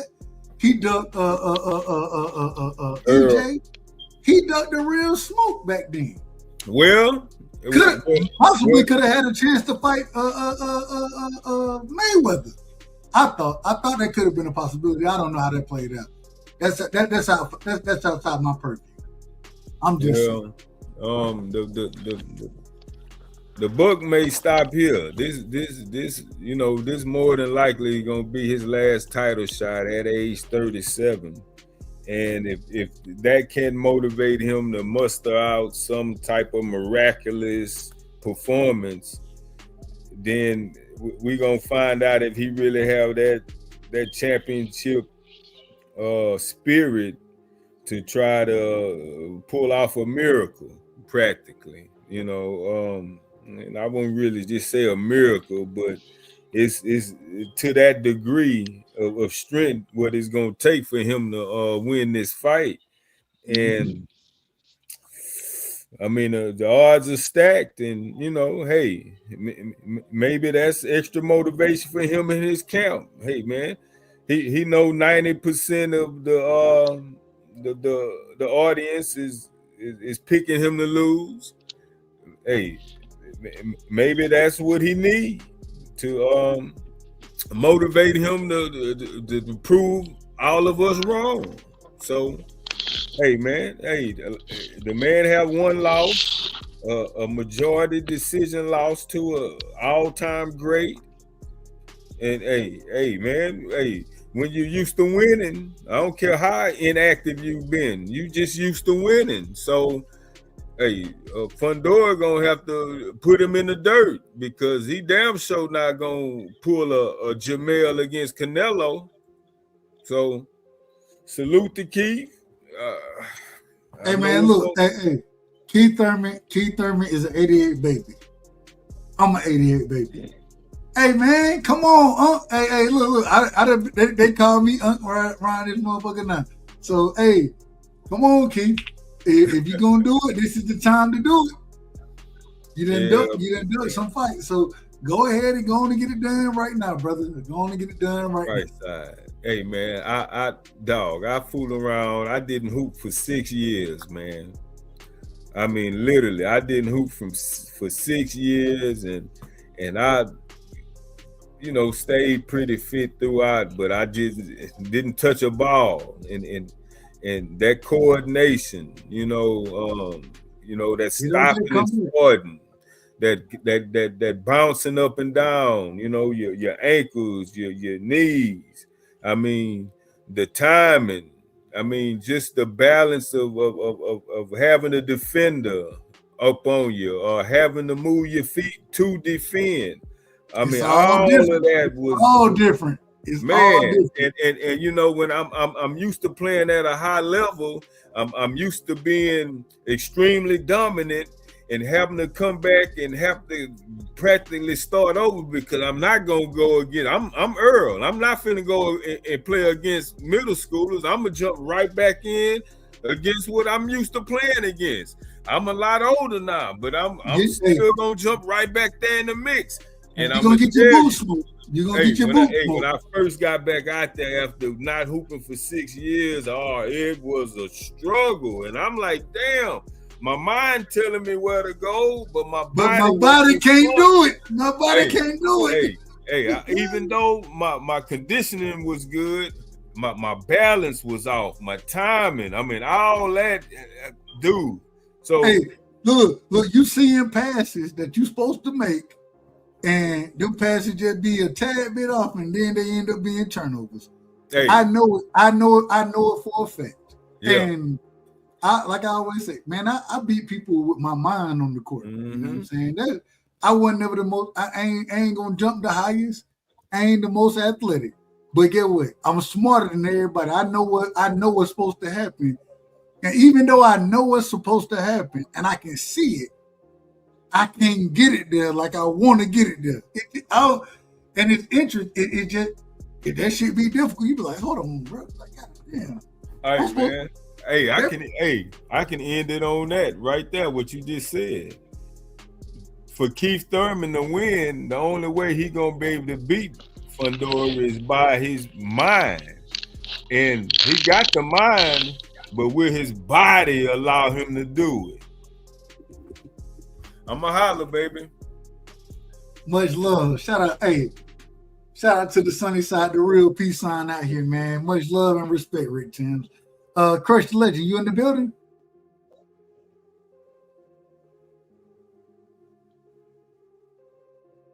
Crush, you there? Can you hear me? Mr. Chairman, are you in the building? I am. Give me your last words, Mr. Chairman. And let the people know what we have going on with the Biblical Talk, because we have Biblical Talk tomorrow. For anybody who wants to join, feel free to reach out to me. My email, Dub Brightside. Man, hey, y'all know how to find me. You know what I'm saying? Put something in the chat, whatever. If you want to be a part of Biblical Talk, we're gonna be having it tomorrow. And feel free to pull up, man. It ain't no pressure. You ain't gotta say nothing. You just want to listen, and we accept it. And we're gonna do what we do. But everybody, feel free to pull up to the Biblical Talk. You know what I'm saying? Anybody who want that extra motivation, that extra spiritual upliftment, we do it every Tuesday and Friday, and every now and then we might be able to catch an extra day. So, but go ahead, Mr. Chairman. I apologize. You know I'm long-winded. No, by all means, everybody who wants to come and if you can pull up, man. It's always good to discuss things amongst folks and try to come to a common determination or understanding. I think that's what we're doing here tonight. We're just coming through a topic that we enjoy, and we're looking at things and trying to find commonalities and difference and see how they impact what we may see in the ring. Same thing with the Bible study that we got. By no means are we by any way trying to force anybody else's opinion or ideology upon the folks. I think that there has been various scriptures that point to the fact that we are supposed to let scripture interpret scripture, and we're supposed to share this with the people that we come in contact with in all of the known world. So with that being the case, if you guys have time, please pull up. It's very good. It's very good. It's very good studying and very good. And just being honest, we get down. We argue and we discuss and we disagree. You know what I'm saying? It ain't just a friendly conversation. No, we want to break these things down and get good understanding. You know what I'm saying? And we rely on the scriptures, and it's always fun. That's the best part about it. It's always fun. My apologies, Mr. Chairman. No, it's not your apologies. And then, like I say, it's an open invitation for people to pull up and see, decide whether no force, no pressure to feel like you got to say anything, or whatever you say will be broken down under the microscope. It's going to be broken down under the word. I mean, whatever that word says, that it matches up. But other than that, man, I always love talking boxing. I mean, I did more listening tonight than anything. I agree with a lot of opinions, but the one opinion that I believe we should most share is that the ring will bear the truth out. So this ring is going to show us what really should be the case and what will be the case. And for that, we just got to respect the people that's hopping in the ring. because it's not easy to get in that ring. It's not easy to be in that type of shape, that type of discipline, that type of focus to get up in that ring. And, you know, we should be careful about how we address these folks and talk about them, because if it was easy, everybody would do it. If it was really, really that easy, then everybody would be very, very high profile and deserving of the checks that they get. These fighters do deserve a lot more than what they do usually get. Because of that, I think we have a lot of comments, a lot of talking points, a lot of narratives, and a lot of agendas that are being pushed and being regurgitated. Unfortunately, like I said, the ring bears the truth out. You know, everything else bears the truth out by the process of time. So with that, this week coming up, we got a good fight coming up. We get to see whether or not if Keith one time. Sometimes. Oh, no. Sometimes. You messed his name up. It's sometimes. Keith sometimes. Hey, sometimes. I heard sometimes. I heard once upon a time. My man Keith got the opportunity to tell people that, you know what, and to show people, more importantly, in that ring, that he might not be as good as he once was, but he can be better once than he ever was. So maybe that's the one time we get to see in that ring. But whatever, if it's one time upon a time, you know, sometimes, or not even at all times, we get to see it. And shout out to them for making the fight. Shout out to the rest of the people on the card, man. I think it will be entertaining. I think that a lot of people who don't give this card any merit will be seen to have come to see that it was pretty entertaining. And that, you know, it's a step. It's a step in the right direction. We have the announcement that Xander Zayas has been locked in with boots. Is that a fact? Well, that's what they're reporting, and some people have confirmed it. Now, I don't know.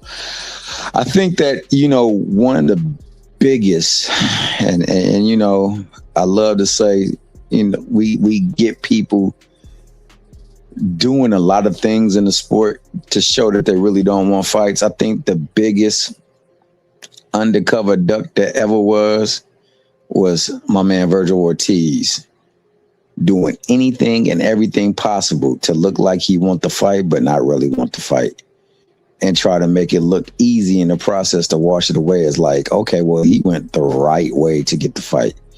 That nigga went the right way to get out of the fight. He never wanted to fight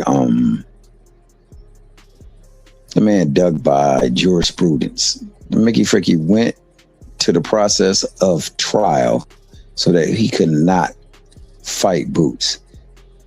He just wanted the option of fighting Boots. Even though that was the fight that he wanted, that's the fight he called out, said he was ducking, called the ninja in the ring, only to then shortly thereafter say that his dream fight was somebody who ain't fought in 3 years.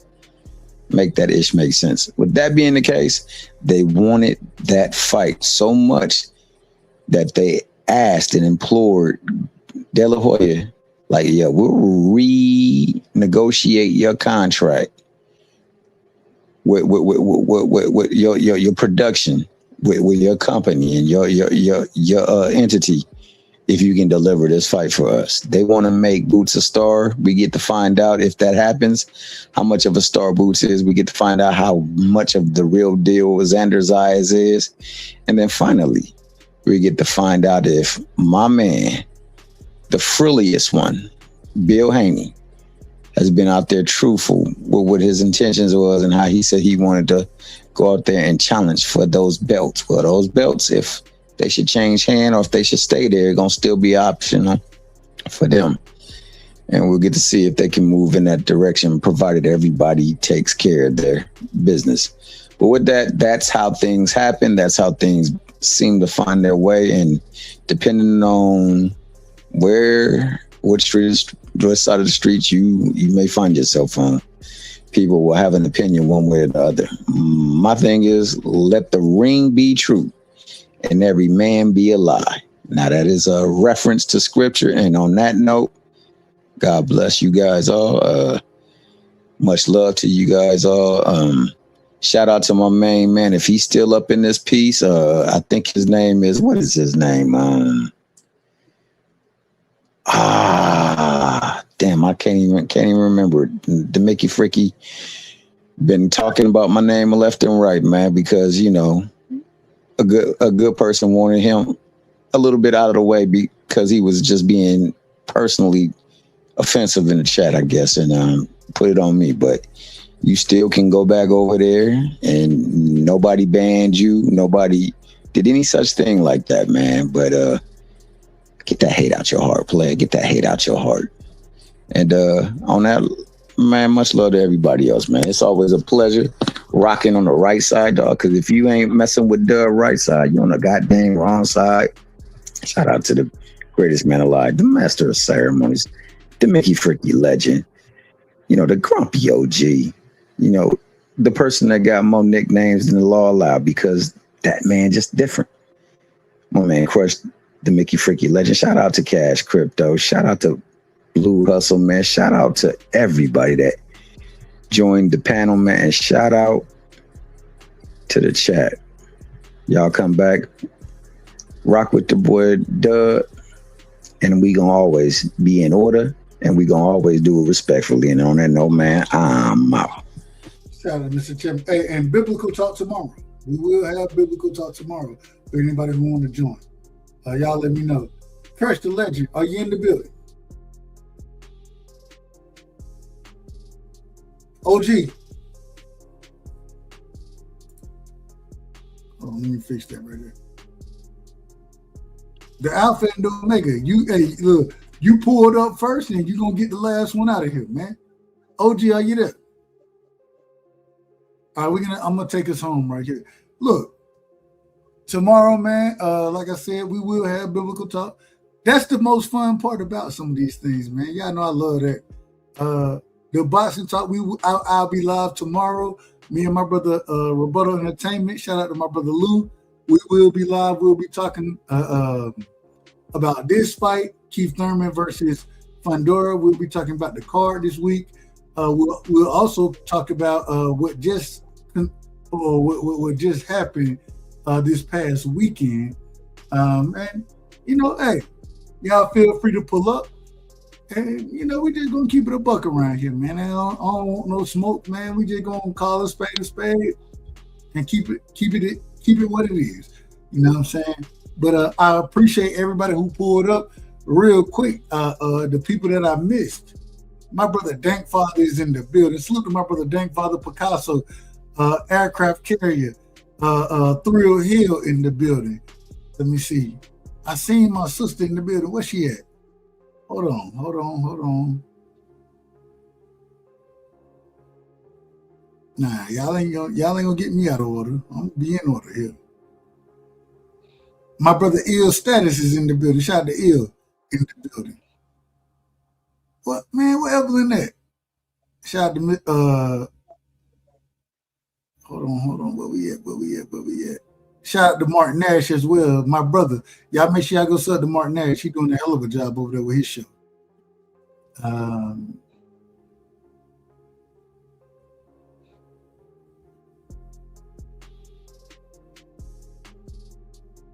I can't find it. Ain't that amazing? That's a great thing. We got so many comments. I can't find the comment that I'm looking for. It is what it is. But shout out to Vacay as well. Man, y'all make sure y'all go sub to Vacay. Teach was in the building. Man, I know Evelyn was here. I can't find that comment now. Ain't that incredible? Can't find it, but it's all good. Man, love y'all. My brother Rick Tim pulled up on us tonight. Mr. Chapman pulled up. Max pulled up. Blue Hustle pulled up. Cash. Man, it just a start, man. It's always a star-studded panel over here, man. Y'all know, hey, this one, hey, I don't know why. Well, I do know why, because we're going to let motherfuckers talk. That's what we're going to do around here. We don't want no smoke. Man, we just want good conversation. It is what it is. Real quick, OG Chris, are you there? T Bud also. Shout out to T Bud. T Bud pulled up.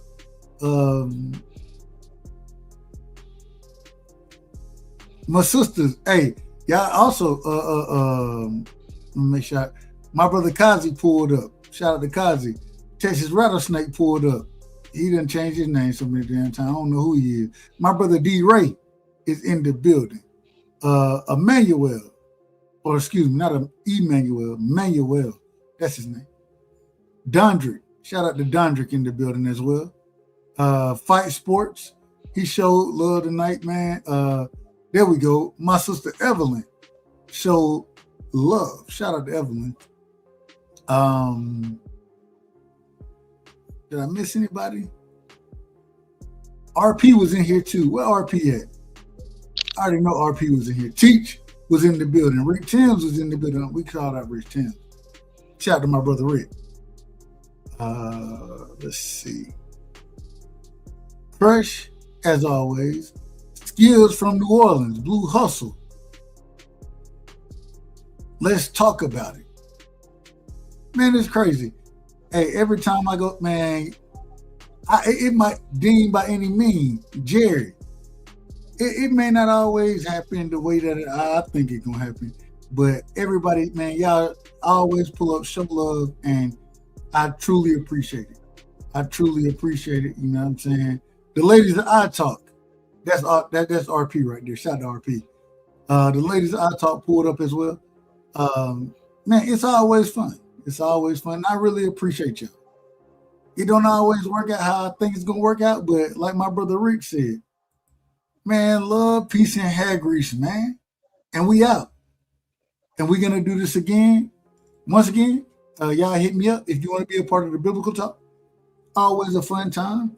And just know when y'all around here, man, you rocking on the right side. Bud Crawford is a fight fan, and he's a fight fan's fighter. The Ennis Express is a runaway train. Ain't no pressure when you built for this. Man down, round one. The truth hurts. Ladies and gentlemen, presenting the undefeated super flyweight from San Antonio, Texas, Jesse Bam Rodriguez!